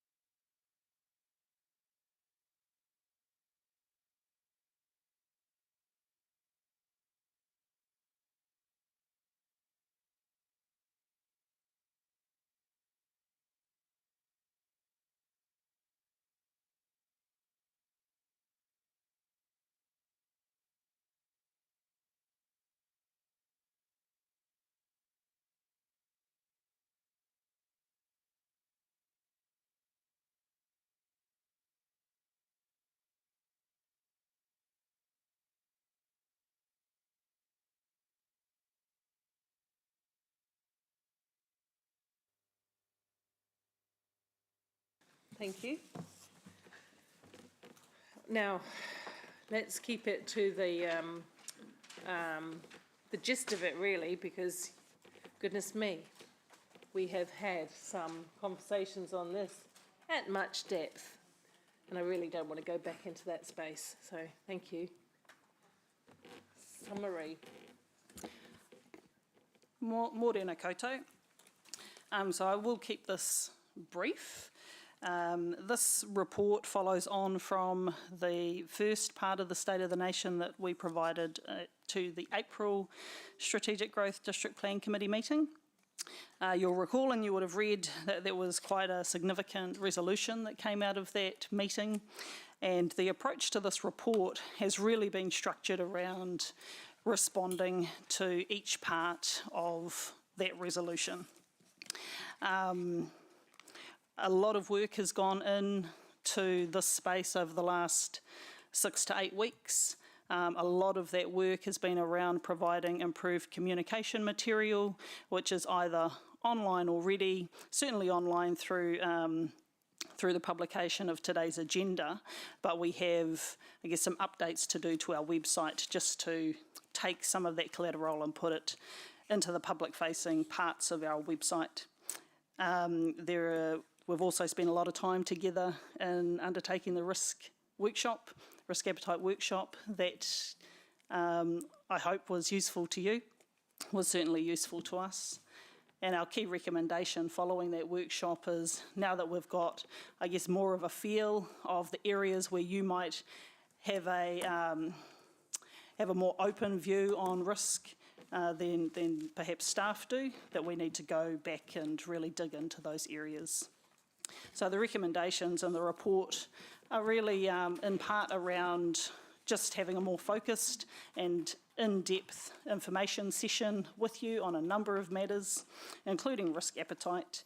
And I believe that a few of the elected members have been working on some alternative resolutions just to provide that focus, which you'll no doubt put forward. The other key recommendation from the report is seeking your endorsement of a benefits analysis approach to utilising our reactive wastewater upgrade fund. We spoke about that at the briefing. And again, we've recommended using an information session to get more focused input to what criteria might you want to see in that benefits analysis process. But I guess the other part which I'll quickly mention is the independent review.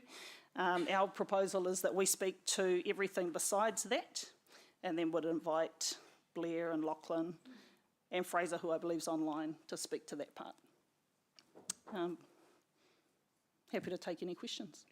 Yeah, I think we'll do it that way because we have had all the background given to us. I do have a question. In terms of greater risk for overflows, and thanks. Well, that's slightly outside of this, isn't it? No. So I'm just trying to figure out how the whole system fits in. But in terms of, I understood from her conversation I had yesterday that we are currently being investigated by Regional Council for a couple of matters of non-compliance, right? And in them alerting us to those investigations, which may lead to infringement or some other penalty, that they have said that they have zero tolerance for increased risk. Is that correct? Is that what they have said?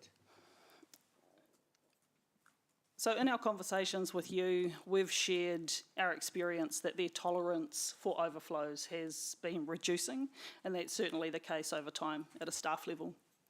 Earlier this week, we were notified that we would be investigated for a number of overflow events relating to blockages and our response to those.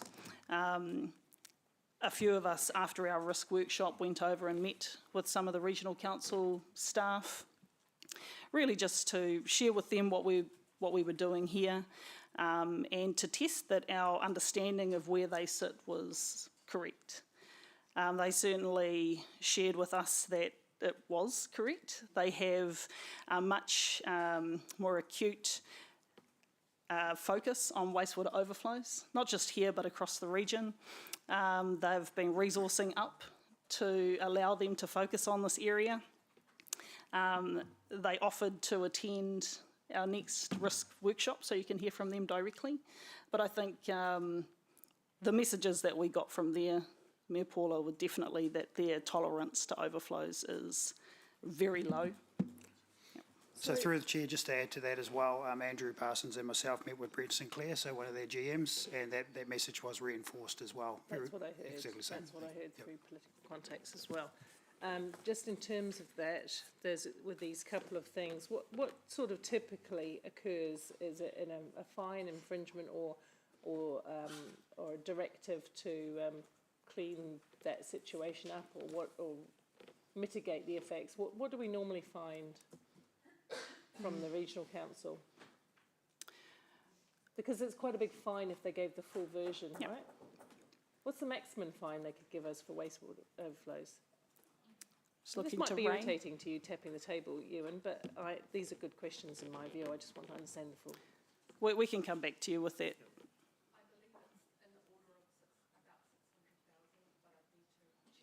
600. They've never done anywhere near 600,000 for a. No, however, I would like to add that. Come to the table. Come to the table, Ray.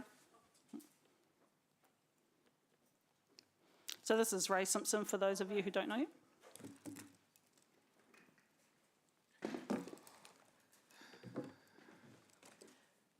It's okay. I would just like to add that previously we've gone through restorative action. Yes. And the cost of that can be quite significant. So you could look at a fine, or you could look at restorative action. We could look at both, and either way, the costs can be quite significant. So I just wanted to add that in, that you can't just simply look at what the maximum fine is. Just out of interest, where does that normally get reported?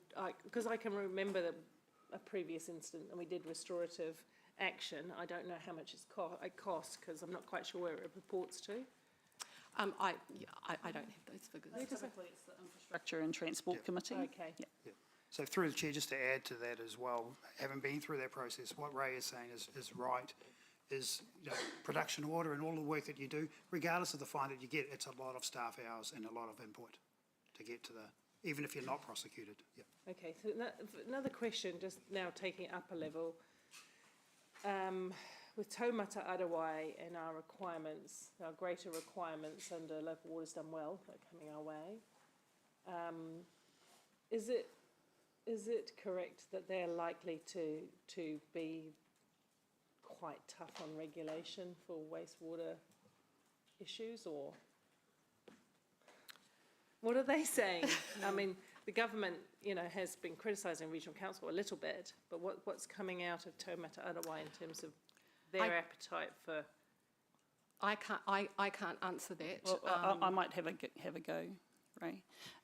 So Taumata Arawai have been consulting on draft wastewater standards, as you're aware, and included in that consultation document is, I guess, an expectation that all councils or utilities will obtain a consent that actually authorises, I suppose, wastewater overflows, but requires steps to be put in place to reduce those to an acceptable standard. So as you know, currently, the Regional Council is the regulator, and within the regional plan, discharge of human wastewater to water is a prohibited activity. So we can't secure a consent right now, but Taumata Arawai have been consulting on these draft wastewater standards, which may change that. It's still to be seen how those standards might apply in the Waikato, given the unique context that we have with treaty settlements and Te Ture Whaimana. And those standards, because they're up for review, would be subject to input from other stakeholders, wouldn't they?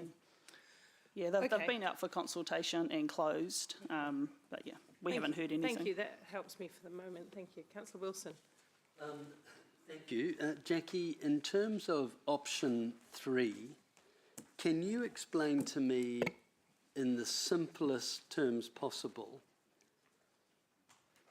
what new connection to water opportunities would flow from option 3? So we've looked at our network constraints, and there are some areas that are limited by local networks. And some of those areas are quite large.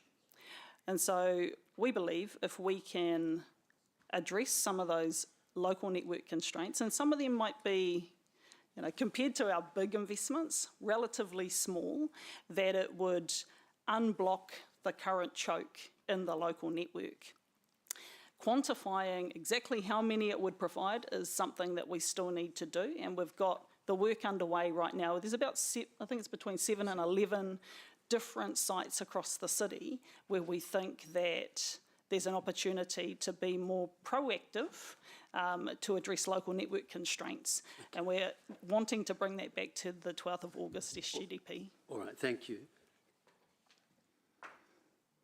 What is the level as a percentage of the areas that are blocked?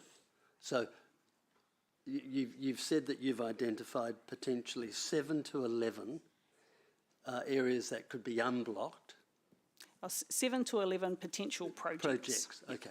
So can you give me a clear understanding of the percentage of areas of Hamilton that are currently blocked by the inability to get a water connection?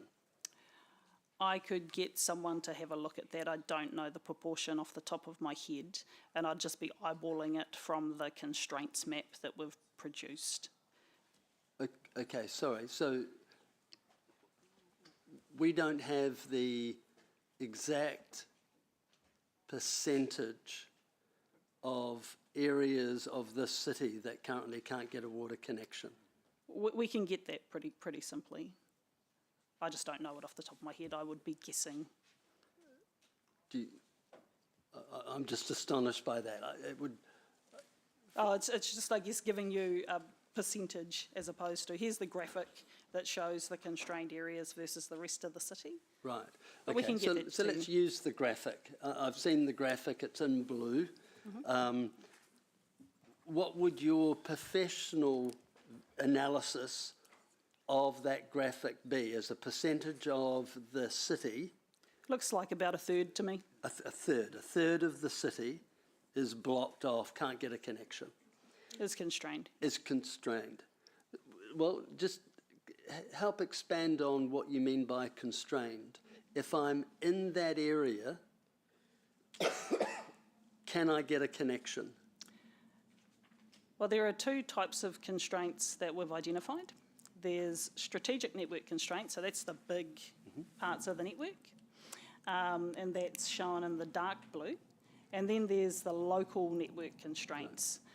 The way that we've crafted the proposed policy is for strategic constraints. We believe that the scale of that is so large that no one besides council can really address that. But for the local networks, our current proposal is that we would identify the constraint with the developer or the applicant and say, look, there's a local constraint. Mm-hmm. You will need to address it and determine whether it is feasible for you to achieve. I think maybe you could help me by answering this question. In the last year, how many consents for water connections have we given in the areas that have been constrained in the map, either light blue or heavy blue? I don't know off the top of my head. Do you know of any? Oh, what I do know is that council's position on the constrained areas is that where council had already issued a resource consent, that council would honour those consents. Yes, but and I so was asking if that meant that a connection came later, that council would honour that connection as well. Okay, but no, sorry, Jack. I asked for new applications in the last year. If you're aware of any new applications in the area that you describe as the third of the city, have any been approved? I'm just looking at around the room. I'm not, but Grant Kettle would be the person to answer that question. And he's not in the room. Okay. So we can find out and come back to you. All right. Can I get I've heard some suggestions that when it comes to our constraints, that we are future banking capacity. So we've got existing capacity, but we're banking it because we know in the future potential new demand will come on. I'm thinking of the likes of Peacocks, for example. Are we in the business of future banking of capacity? That's my first question. Are you aware of it? Do we do that? When we plan on what's needed to service development across the city, we definitely take future population projections into account. So we undertake modelling, investigations, that type of thing, over different design horizons that have different growth projections based on work that Greg and his team have done. We assess the impact of those growth projections on our network, and that helps identify hotspots within the network and where we might need to invest to keep up with that growth. So if we take Peacocks as an example, we've done our master planning that assumes Peacocks will be built out over 20, 30 years and that it will connect into the Far Eastern Interceptor. So based on that work and the other growth projections in that area, we haven't identified that the existing Eastern Interceptor, Far Eastern Interceptor, will be constrained. So there's capacity for that. If we look at the constraints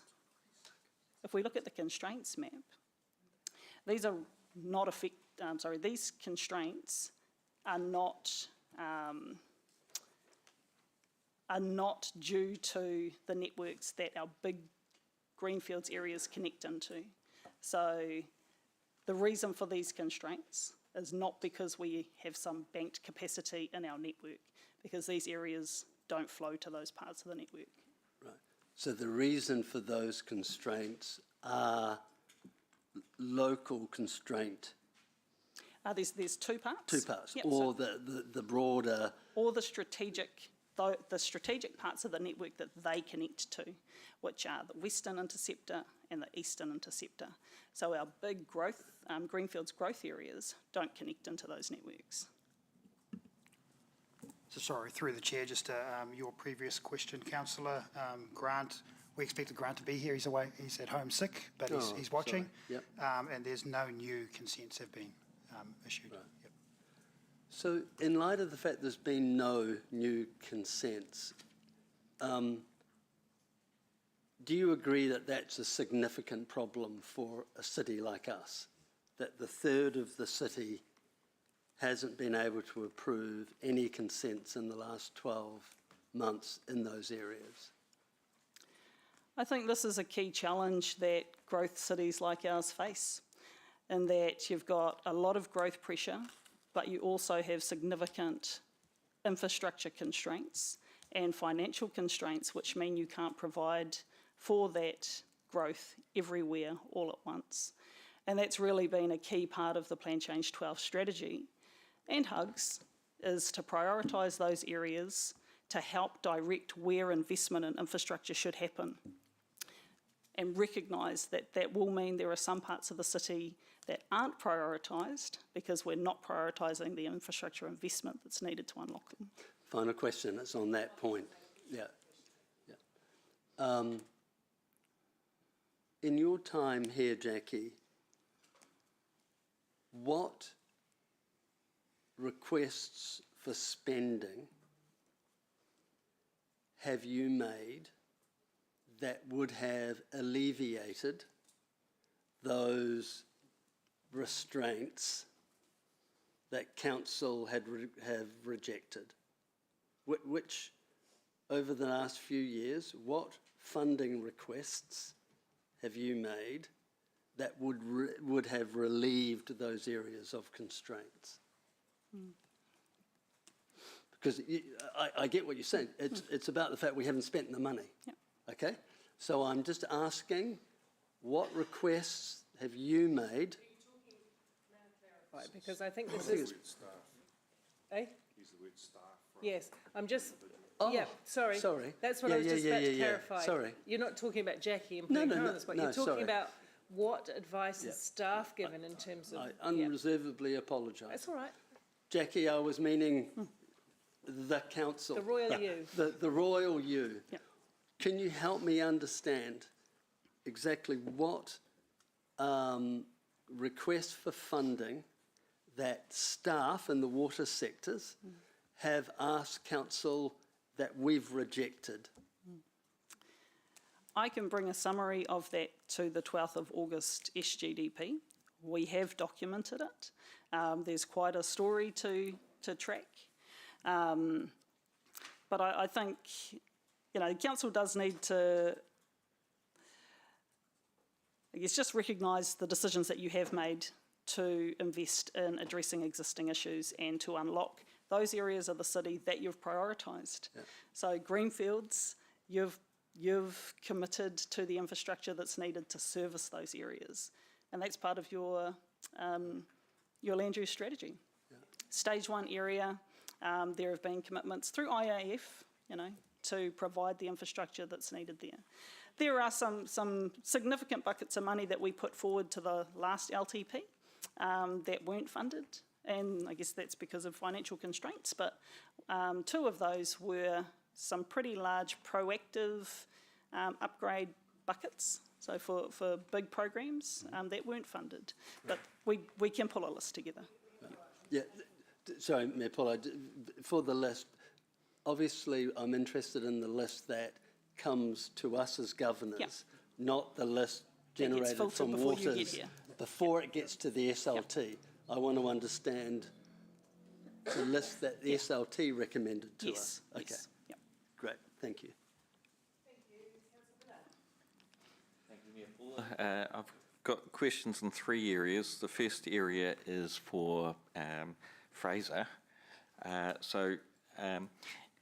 The problem is the peak wet weather flow, where that's nearly double the dry peak daily flow. And this is due to water infiltration of the stormwater, of the sewer pipes. Should we focus on addressing that as an issue? Fraser till afterwards, because that's what was suggested at the beginning when you introduced. So I don't want to not Right. answer your Yep. question. Can That's you go to fine, the we other can questions? come back to that. Yeah, Yep. thank you. Okay, Jackie, so granny flats, which will be connected to existing household connections, is there going to be any issue in areas of constraint where it's likely that there'll be additional volumes added, which we don't have control over? Yeah. You would have noticed in the paper that we've also identified having a workshop with you, an information session to step through the connections policy provisions. There are a few areas that we haven't landed, and the scale of development or that the connections approval process should apply to is one of those areas that we want to work with you on. I guess the Granny Flats Act or Bill does change, I guess, our previous thinking, which was slightly smaller than I think the 70 square metres that's in that legislation. But we were looking at it from a practical, you know, not wanting to have to assess every single development perspective. So I think that's something that we need to come back to you on and just work through that issue. If we do proceed with implementing the updated connections approval process, what scale should it cover? And given the Granny Flats Act, you know, is that a natural cut-off point that, you know, 70 square and under is just, we let that go through? Yeah, thank you. Next question is regarding the reactive funding and prioritising that. The developers who have bought land when they were expecting to be able to get connections before rules got changed. How do we prioritise them?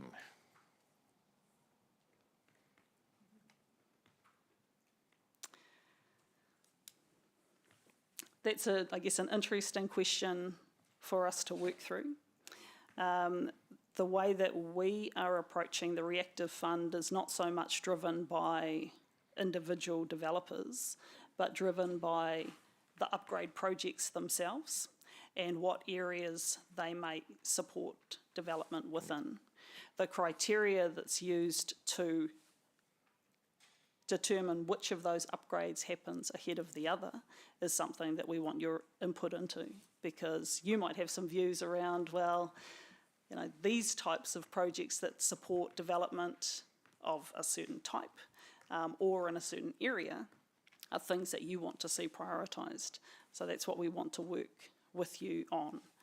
Right. We have had, in the past, the reactive fund has been used as a pool of money for council to contribute to upsizing where the developer is paying for the upgrade.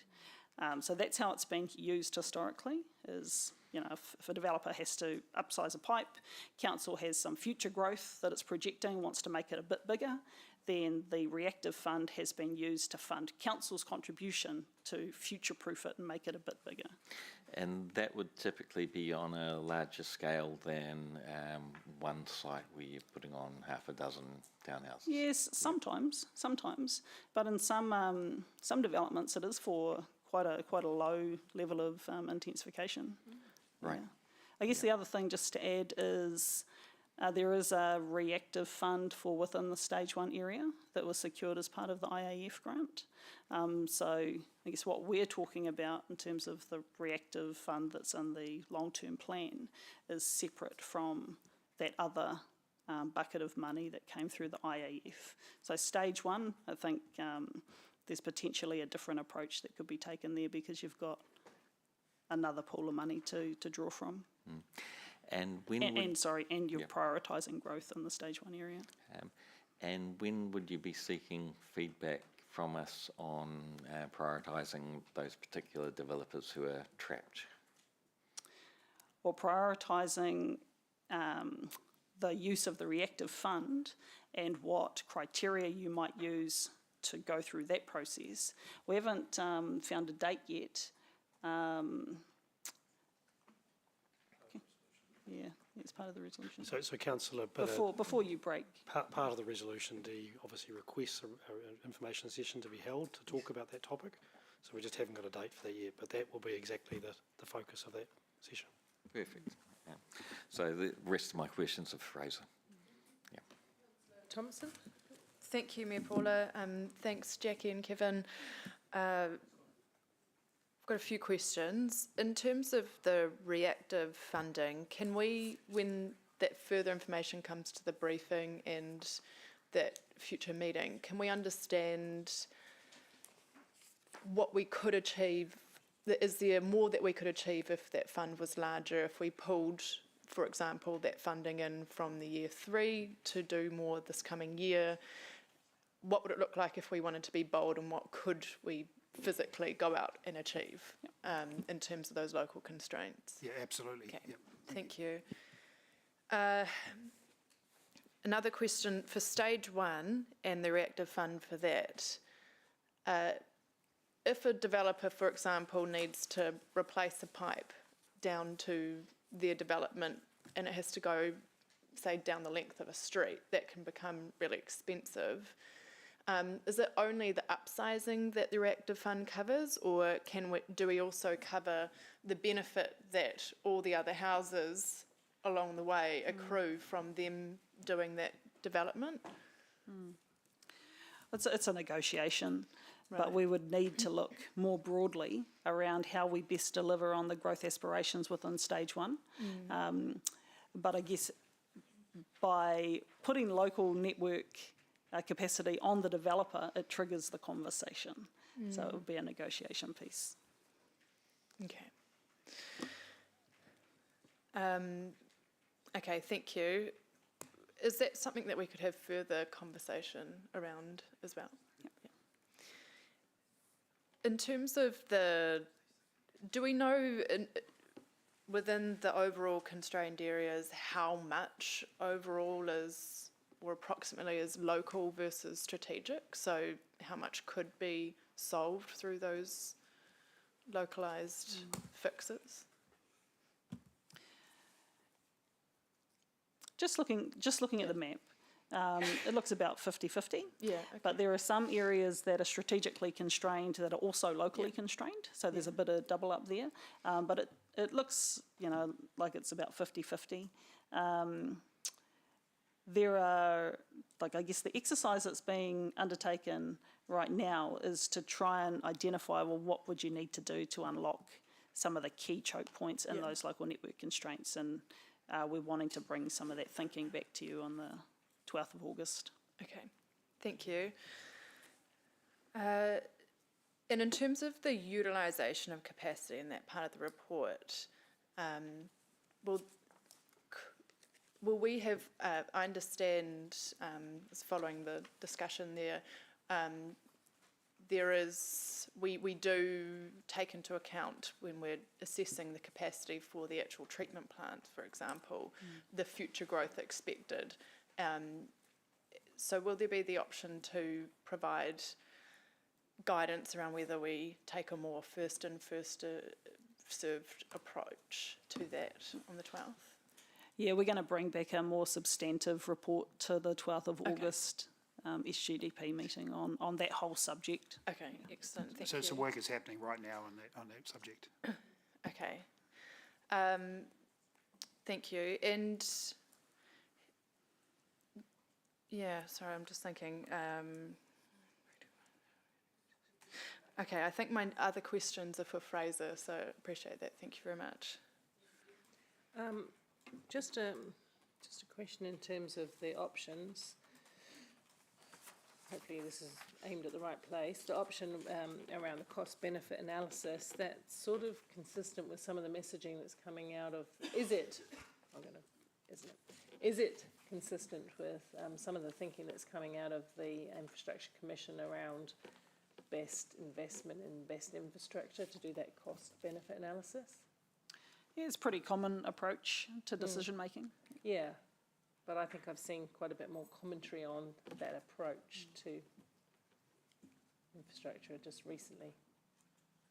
Would you agree? I haven't had the opportunity to review the draft document that came out the other day. Yeah, it just came out the other day. Sorry. Well, I've read it. Thank you.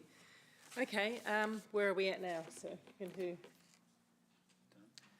We were going to vacate and... Pardon me? We were going to vacate so that you could have time with Fraser. Yeah. Okay. Yep. Yeah, cool. Oh, just at the back, yep. So Fraser's online. I'll just briefly introduce him there, Paul. Yeah. Yep, thank you.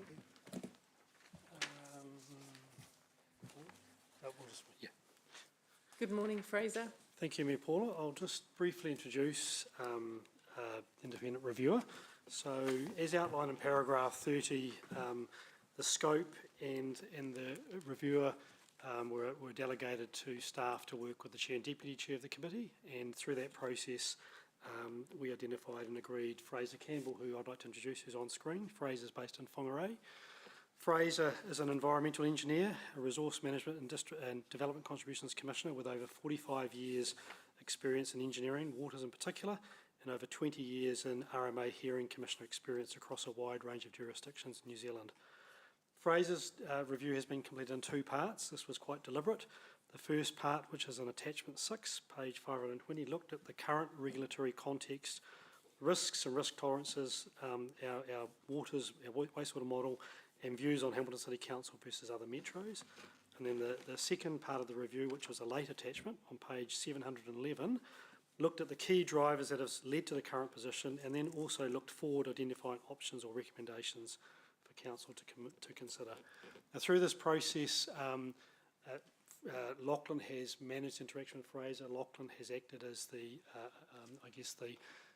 assurer of the independence. Staff have been interviewed by Fraser, but have had no other involvement in the process.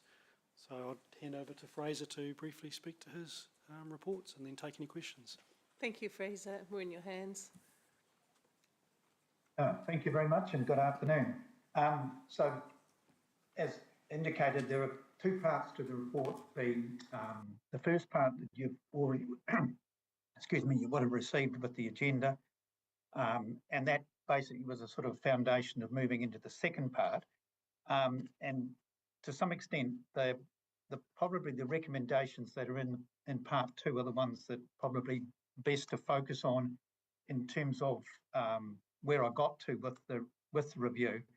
And I would add that it's pleasing to see that some of the things that I've suggested in the recommendations are already well in hand by from what I've read in your agenda today, and the questions that are being asked by councillors, and the obviously you're having a subsequent meeting in August to try and proceed on some of those issues.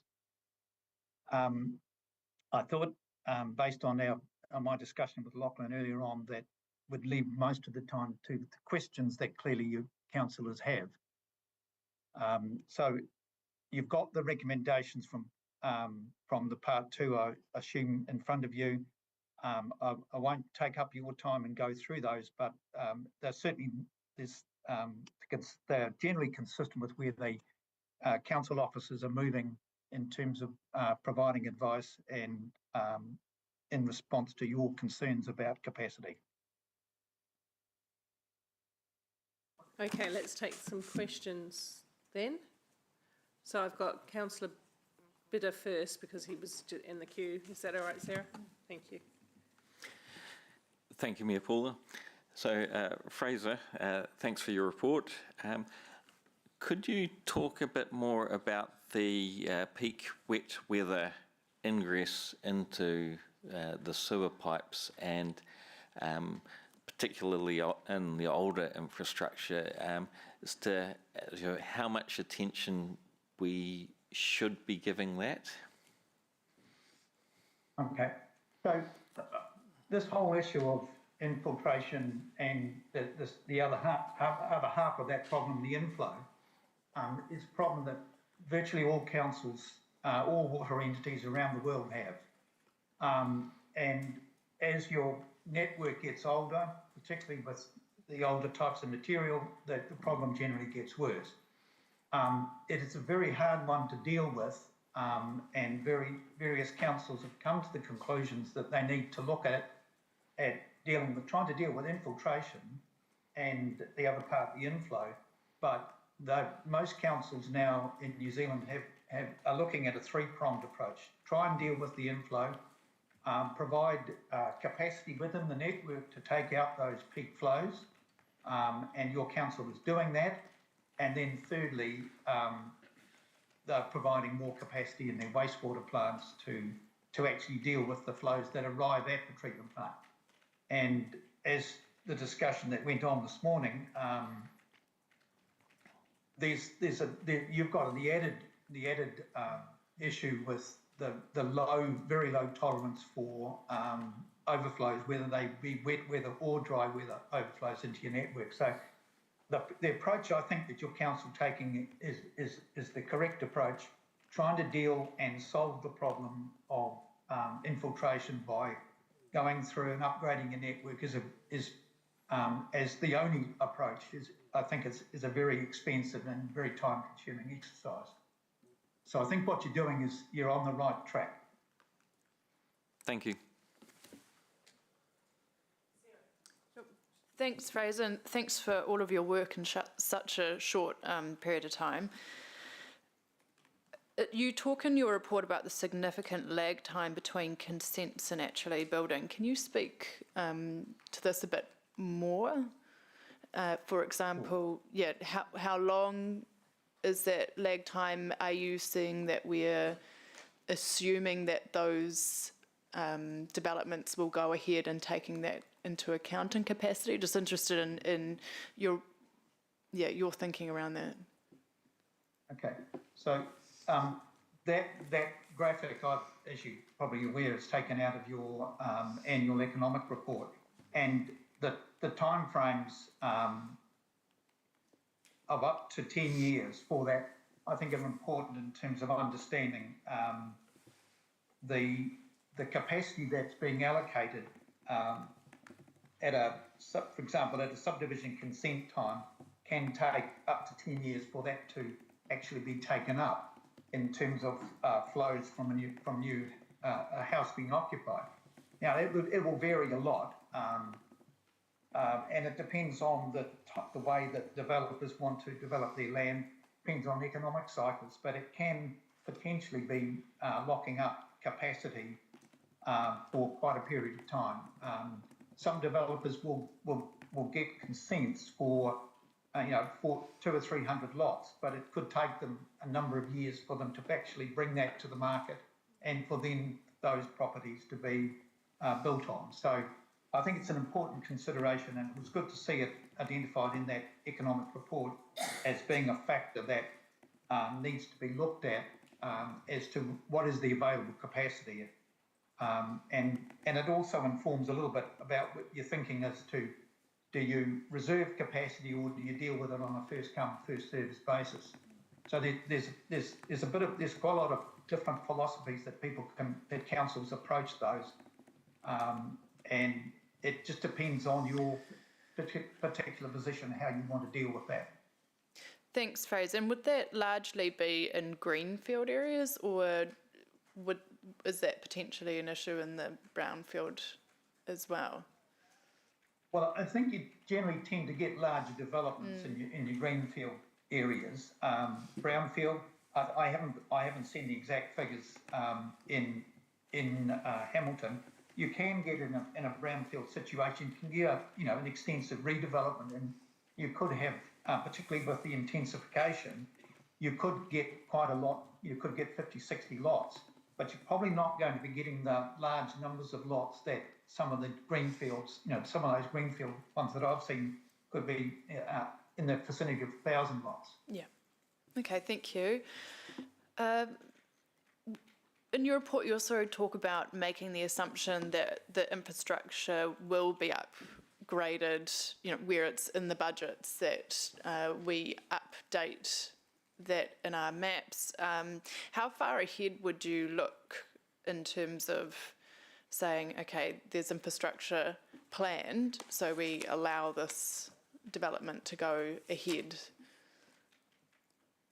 Okay, so I mean that really comes down to the assumption that modellers and the people who are doing those assessments what sort of surety they have that there will be funding, and if the funding say allocated in year 4, that in fact that money will be available, that in the next LTP it's not revised. Now, I've referenced in the Part 2 report the Council's decision to create their CCO with Waikato, and in my view that will give a higher level of security that funding will be available after year 3. So, I mean, potentially you could move out to having some sort of surety after, up to 5 years.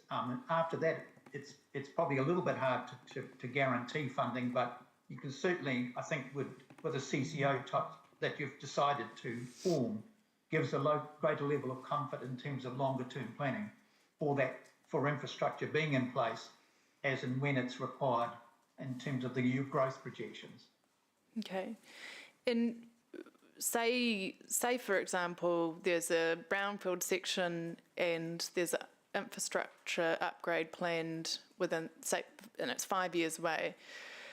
Would you look at having an interim holding tank allowed to get away at this stage? You have the interim holding tank rather than just say you let it get away and then it's still 5 years away before that solution's on, the infrastructure has actually been upgraded in that area? I'm personally not I wouldn't be an advocate of a holding tank, for example, that had to be a tanker come in and actually empty the holding tank. Where I think there's potential is for what often referred to as pressure sewer systems, where a each property would have a day or 2 day storage, and then that storage would be actively pumped at least once a day out, usually in off-peak times. So I wouldn't promote the idea of having various properties or collections of property having holding tanks that had to be then trucked away. You know, that to my mind is a fairly high risk approach. Yeah, but in terms of those tanks where they are discharging off peak into the network, say you take a longer term view of when the infrastructure of what infrastructure is planned, would you, I guess, what we've got potentially as a recommendation today or a motion is to say we put more energy into focusing on having holding tanks, the pressure sewer systems, where there's infrastructure planned, say, within the 3 to 10 years. But there was also the question of, you know, in terms of the risk settings, whether we just simply looked out a bit further, so instead of 2 to 3 years to 5 years in just allowing a consent or a development to go ahead. So what would you say would you say that it's, I'm just interested in your thoughts around those two different approaches. I mean, I'm aware of a number of councils who use pressure sewer systems as a longer term solution. And that can often be because of, you know, they're in very flat areas where it's hard to get a gravity sewer to adequately work. And they can be long-term solutions, but I think I mentioned in my report that if they become long-term solutions, they need to be monitored. And most of these systems have got ability to be telemetered, so the council can monitor them. And I also think they need to be owned by council rather than being a responsibility of a private landowner. So yes, I think they can have a longer term, they can be useful longer term, but it does require them, they do require to be maintained and pumps replaced and not just forgotten about, and that's why the monitoring is an effective part of that of the solution. Okay, I'll just sorry, last question. Yeah, thank you for your patience, Chair. Fraser, you talked about council owning those systems. Would that be if they are long term, or would you say regardless of whether for 5 years or a forever solution? I think sensibly they need to be owned and monitored by the council, whether it be for 1 year or a long term. Yeah. Okay. Thank you. Thank you for your indulgence, Chair. Okay. Food for thought and all of that, isn't it? Councillor Wilson. Yeah, thanks. Fraser, Councillor Sarah asked all of my questions bar one, which was, with all the good work that you've done and the analysis that you've sieved through, was there a moment in time where you identified council should have funded particular capacity projects that would have not led to this constraint challenge that we've faced? Yeah, that's a good question, and sort of follow on from your earlier one. I mean, I went back and looked at annual reports going back to 2018 and 19, and I saw there had been an increase in funding earlier in the 18-19 and the 19-20 annual plans, and then that increase seemed to sort of plateau, and then there was a slight decrease in the funding. But I also noted that council's ability to actually spend that allocation improved significantly over that time. So one of the things that is quite hard to do is to gear up to a very quick increase in funding in terms of all the resources required to do that, in terms of the planning, the design, and the construction and commissioning. So, but it does appear, looking at your annual plan provisions, that the actual amounts allocated have not significantly increased over that period, other than that it was quite a significant jump in 1920. Now, you get a slightly different figure when you look at the long-term plan provisions, which I've also included, and you can see there's been significant increases in those. But often what happens is that, from what I've looked at those and looked at other councils, that often the provisions are sort of years 4, 5, 6 and out to 10. And so whilst they're providing longer term more money, in the shorter term, if you look at the annual plan, annual report figures, there hasn't been a substantial increase in the network funding that's been allocated. Thank you. Off the back of that, and it's not a question for you, Fraser, because it wouldn't be fair. In terms of where we went with the LTP, remember the big day with the sticky notes and the millions and millions of dollars worth of capex, and what did you want and what didn't you want, right? And we cut more than $300 million to constrain rates, etc., and to keep costs reasonable. Can I just be reminded about, because I think Ewan's asking questions about what we could have funded, and I agree with that. What would the impact on rates have been? If we had have included some of that more proactive development, it would have had to come on capex, and therefore would have been a greater rates increase, right? Am I right? I just received your question. I'm just concerned about scope. That you're asking staff to relitigate No, I'm just the asking. pros and cons, I'm not. Cons back of an LTP. Procedural mode, I don't accept that. What I'm asking is off the back of your comments about could we have funded more, and I'm just exploring the reasons why we might not have. All right, thank you. I'll So at a macro level, the discussions through the entire LTP debate was always the trade-off between rates, debt, development contributions, operating, and of course when council would achieve its financial strategy. So they were all dynamic factors at the time. Yeah, so we sort of cut our coat according to our cloth based on some balancing. Is that what you're saying? Council had to make some significant decisions. priority decisions. Okay, thank you. I'll leave that there. Just in terms of Fraser, you were talking about the first come, first served at one part in Sarah's questions. I guess you are aware of government's thinking on Reform Management Act. You'll be very much involved in that. Is it correct that the rhetoric around reform to the RMA is leaning towards going away from first come, first served, and is going more towards robust analysis of business benefits, benefit costs? Sorry, that's what I meant.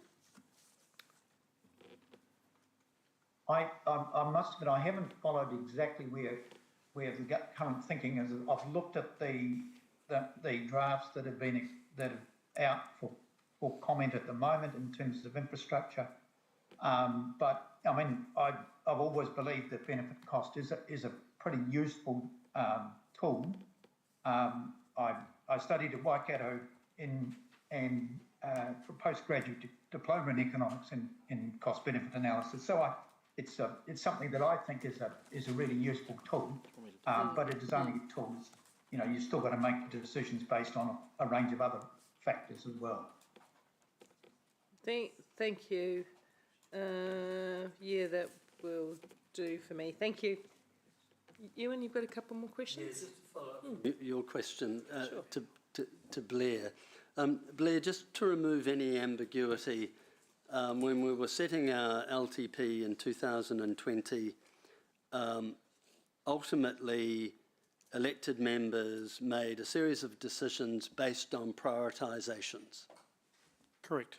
And a suite of those prioritisations would have included spending more on critical water infrastructure and less on, say, transport and issues, but the council chose to support what it chose. Council went through a very rigorous process assessing all the different opportunities and options and settled on what's in the 2024 LTP. Thank you. The analysis of council, just Councillor Thompson. Thank you. Fraser, sorry, my question before wasn't very clear, and so I just wanted to ask it in a better way. One option that was floated was we look further out, say, at infrastructure that's planned and will be delivered, for example, within 5 years, and consent allow something to go ahead now. Is that something that carries, in your opinion, a lot of too much risk? I'm just interested in that approach. Yeah, okay, that's a good question. My view is that if you are able to, if you're modelling of your network and your capacity assessment has allowed for infrastructure that you're going to build in the interim, that shows that there will be capacity for something that will take up the capacity in 5 years' time, I think that's a reasonable approach. But my understanding of what I've read in terms of the modelling and the capacity assessment is that it's tended to be on the status quo, for want of a better word. But if it could take into account what is proposed in terms of an approved capital program, then it would be reasonable to assume that in 5 years' time that capacity would be in place. And is 5 I assume the risk in doing that, say, even if you're sure that the infrastructure will go ahead, is that within that time you end up allowing a number of developments to go ahead that put too much pressure on the system and cause overflows in the meantime? Would that be a real risk there? Well, I guess there's two different things here. The overflows that you get, and if I look at the infiltration side of things, that's a consequence of the condition of your existing network.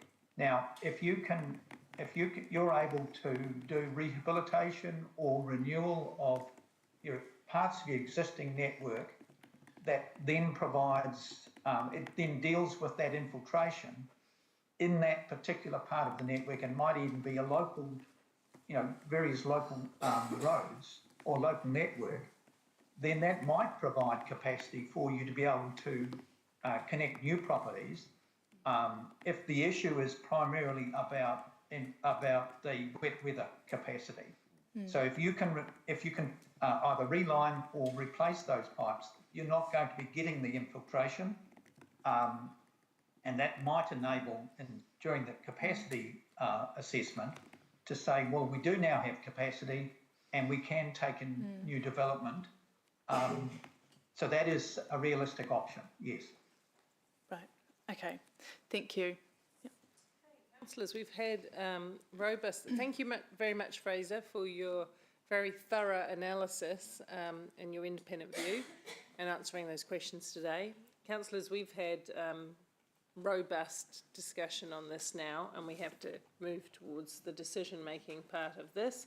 Staff have made it clear that we need a, just want to go back to the motion. They have made it clear that they need a steer, and they've got a recommendation up there for option 3. So where are we headed with this? Do you want to move it, Sarah? Or what's? Slight amendment? Can we put that up, please? Yeah, that was circulated, yeah. Yeah, it's hard to read those on the fly.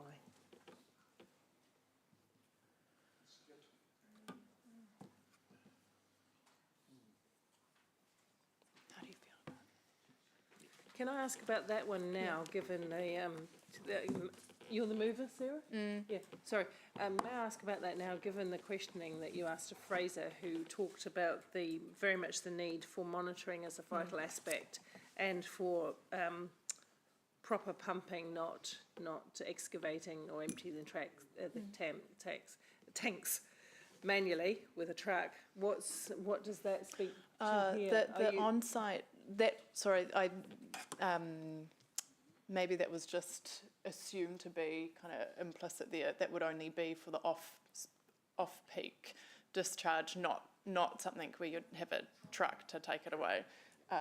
Definitely no interest in that.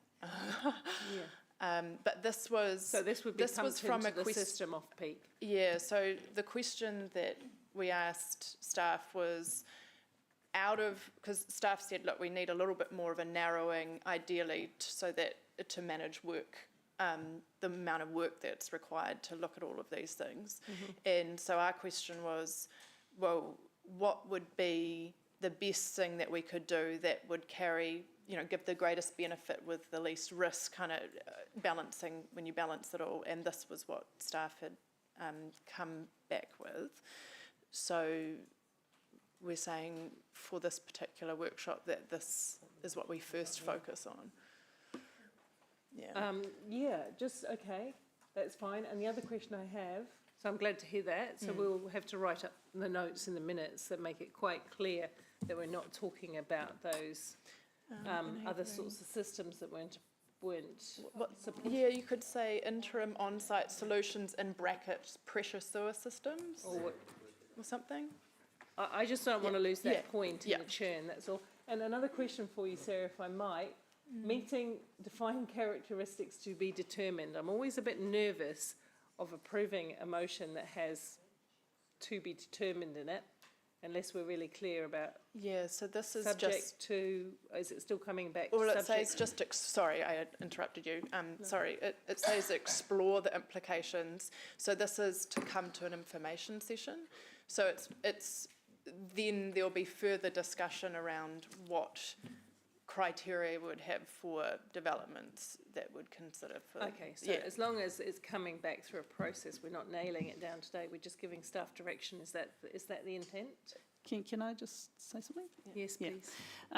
So I guess the genesis of this is really the key themes that came through in your risk workshop around the areas you were interested in exploring. So that's really what's informed this. I was going to mention that what we're talking about is not a pressure sewer system.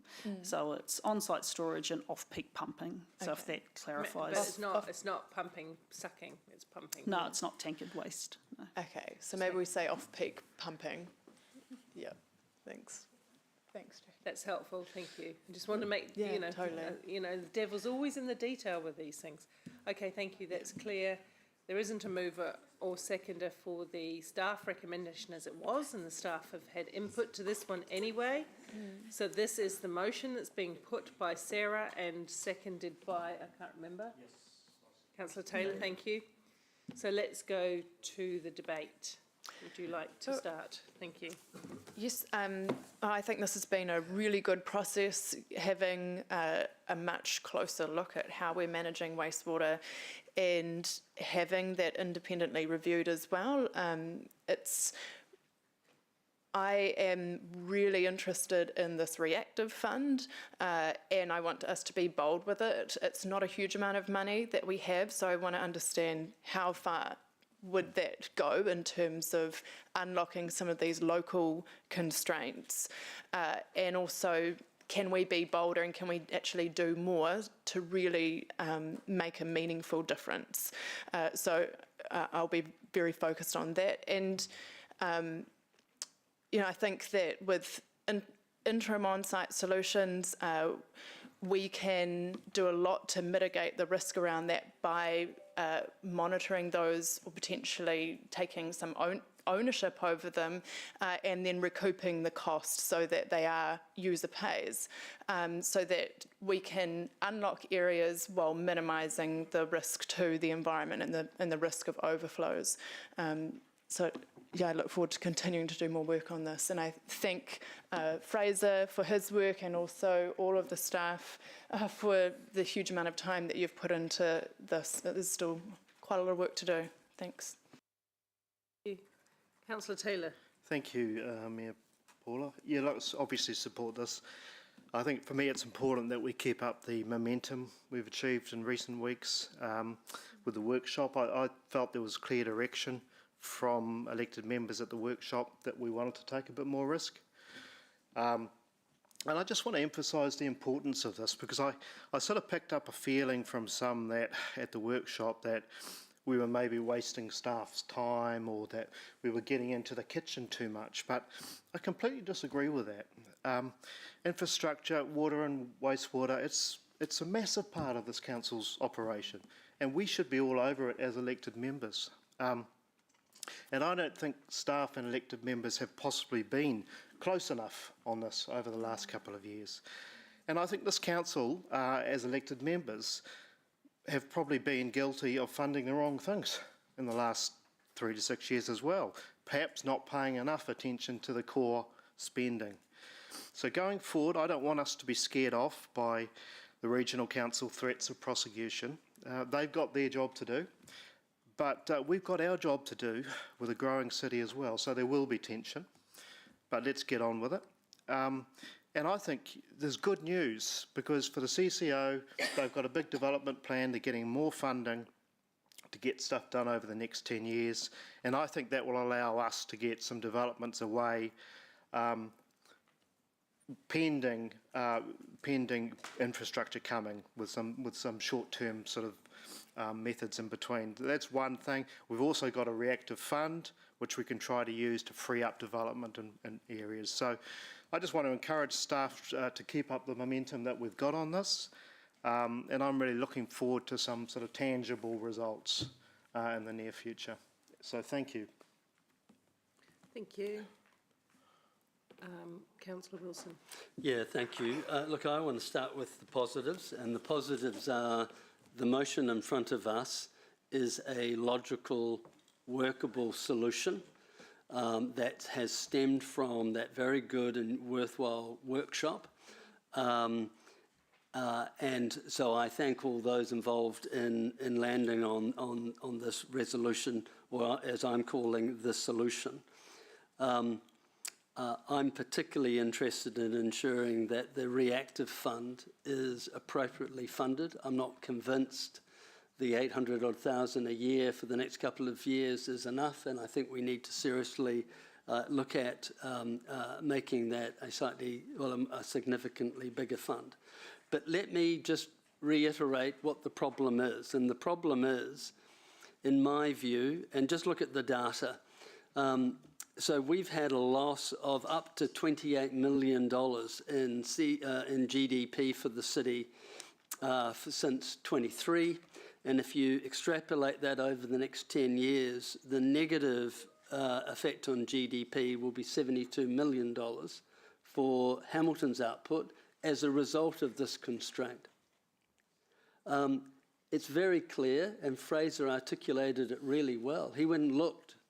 And in fact, for the longest time, I've somewhat, and I need to apologise to staff, I was sort of blaming the staff for not highlighting that we needed to invest more. I think they made it very clear in 2020 with the suite of capital projects that they wanted us to do. And Fraser identified that as well. But what we did is we as a council chose to fund a broad range of other things. We prioritised other things.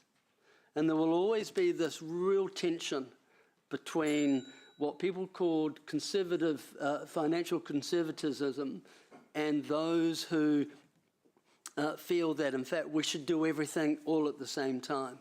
And so to Jeff's point, I think we made a terrible mistake by focusing on non-core when the core was critical and the chickens have come home to roost. Thank you. Councillor Case-Cox. Thank you. I will be supporting the resolution, and in particular, the potential to make the best use of the reactive wastewater network upgrade fund, and the benefits that can bring to our city, particularly around enabling affordable housing.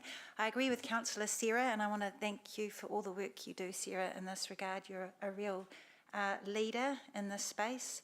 And I agree that we need to be bold, particularly when the government is pulling back on housing in our city in a really big way. So we need to make sure that we do what we can to get it underway. And this reactive infrastructure fund could be an opportunity to test if we can incentivise the market towards affordability. So I look forward to the information session and the conversation there. I really appreciated the report, the second report on the wastewater constraints, and it seems like there is some opportunity maybe to look at how we do allocate capacity and what that is resulting in. However, obviously be really mindful of the skills and knowledge of our staff in terms of our risk toward overflows, because we do need to listen to the expertise that are around us in that way. So I think it's just good work. We've got a lot of conversations to keep on having. And I guess in terms of the opportunity to invest well in our city, we know that there has been underinvestment over many years in infrastructure in the nation broadly. And that comes down to a lot of reluctance to increase rates because people want to get voted back in. So one of our more senior staff said to me recently that this LTP is one of the best that they've seen in terms of actually putting forward decent amounts of money to actually make some difference in the water space. So that's good news. Thank you. Thank you. Councillor Biddo. Thank you, Mayor Paula. We've heard from developers that brownfield is far cheaper than greenfield for building affordable housing. And what we've come up with today is actually critical for enabling further affordable housing. We heard from the Clapson brothers that they had Kaingora contracts for accessible housing that has failed because of the connection constraints. This is exactly the sort of thing that frees those up and allows the construction to keep going. So it is something dear to my heart, and I am very pleased with what councillors have come up with today. Thank you. Anyone else? Otherwise I might. Thank you. I support the, I'm going to vote for the recommendation. I think it's a good compromise on where we've ended up. I support a narrower scope of the work because the staff are under the pump with so much around the water space. I like the idea of a reactive fund targeted, so well done for reaching that situation. I know coming forward we're going to have to make some pretty clear directives to the new water entity, EOI, around where we need the investment to be, because the costs of providing water infrastructure have not got cheaper. In fact, they have got more expensive. I think I'm right to be nervous of the risk of overflows. I have seen, we have a short memory. If we think we haven't been infringed or fined or had significant costs cleaning up some of our overflows, we have, and we would again face those significant costs. And let's be honest here, when we talk about overflows, which is quite a nice word, we're actually talking about human waste. We're talking about poo going onto our land and into our waterways. And I believe that's something we need to be mindful of, and the potential impacts are significant. In terms of, you know, most of the public do not want to see human effluent washing up onto areas near them. We knew when we're headed into the LTP, when we were making those assessments of capital investment, we knew there would be some winners and losers. The staff have used those exact terms before. There will be winners and losers. We can't give everything to everyone. But what I am going to challenge is the decisions of the LTP were reasonably generous in terms of capital investment. We are funding growth. And they were based on much debate, coloured by very strong calls from the community to control rates increases, and they were democratically reached. So it's a little bit interesting now that people are changing their stripes in terms of that. On what? No one's changing stripes. Misleading the chamber. I haven't finished my sentiment, so you wouldn't know Well, what I you've was going made to say the about that. statement. I'm saying in terms of where the levels of investment lay on what categories, and I stand by that. The debate on core functions, core services of councils is a really interesting one. It's quite hot at the moment on all parts of government, and I look forward to pursuing a very good and helpful conversation on what is core services and what is not. Thank you. We'll go to the right of reply, Sarah. Thank you, Mayor Paula. In terms of right of reply, I just wanted to acknowledge some of the things that were said. I agree, this is an absolutely critical issue, and that as elected members, we need to be all over it. Waters is a massive part of our business, and even when it goes into a CCO, as elected members, we must be really well equipped to have good oversight over the CCO and be able to give it good direction, which actually means that over the next 3 years, we need these kinds of workshops and these kinds of discussions going forward. We can't be complacent because water is going into a CCO. So that is incredibly important, and I agree the workshop was excellent, and I don't think we've had enough of those kinds of conversations in the past.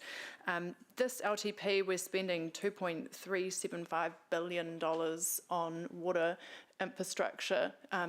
So this is a historically large investment in water. It's a massive jump from where we've been in the past. And that is a contributor to the rates being where they are at the moment. So I think there has been underinvestment in the past, we should absolutely acknowledge the huge amount of investment, the mammoth amount of investment going into water in this long-term plan. For a city of 190,000, over $2 billion of money going into water is big. And that was my point. Thank you. Let's go to the vote.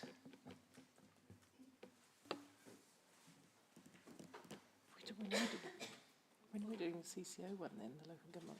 Water's done well. That's after. After what? After we've done annual planning. Oh, okay. Yeah, gotcha. Okay. The motion is carried unanimously. Thank you. Thank you, staff, for all the work. And I know that that has been a mammoth additional load of work for you, so thank you very much.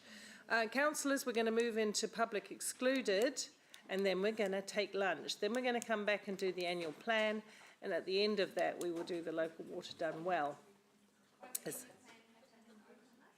We'll come back to open up. We'll come back to open after we've... That's the correct process. All right. Okay, I'll move... Oh, you move. Thank you. Ewan moves that we move into public excluded. I'll second. All in favour? Aye. Carried. We will come back at 10 to 2 for the afternoon. That's an hour.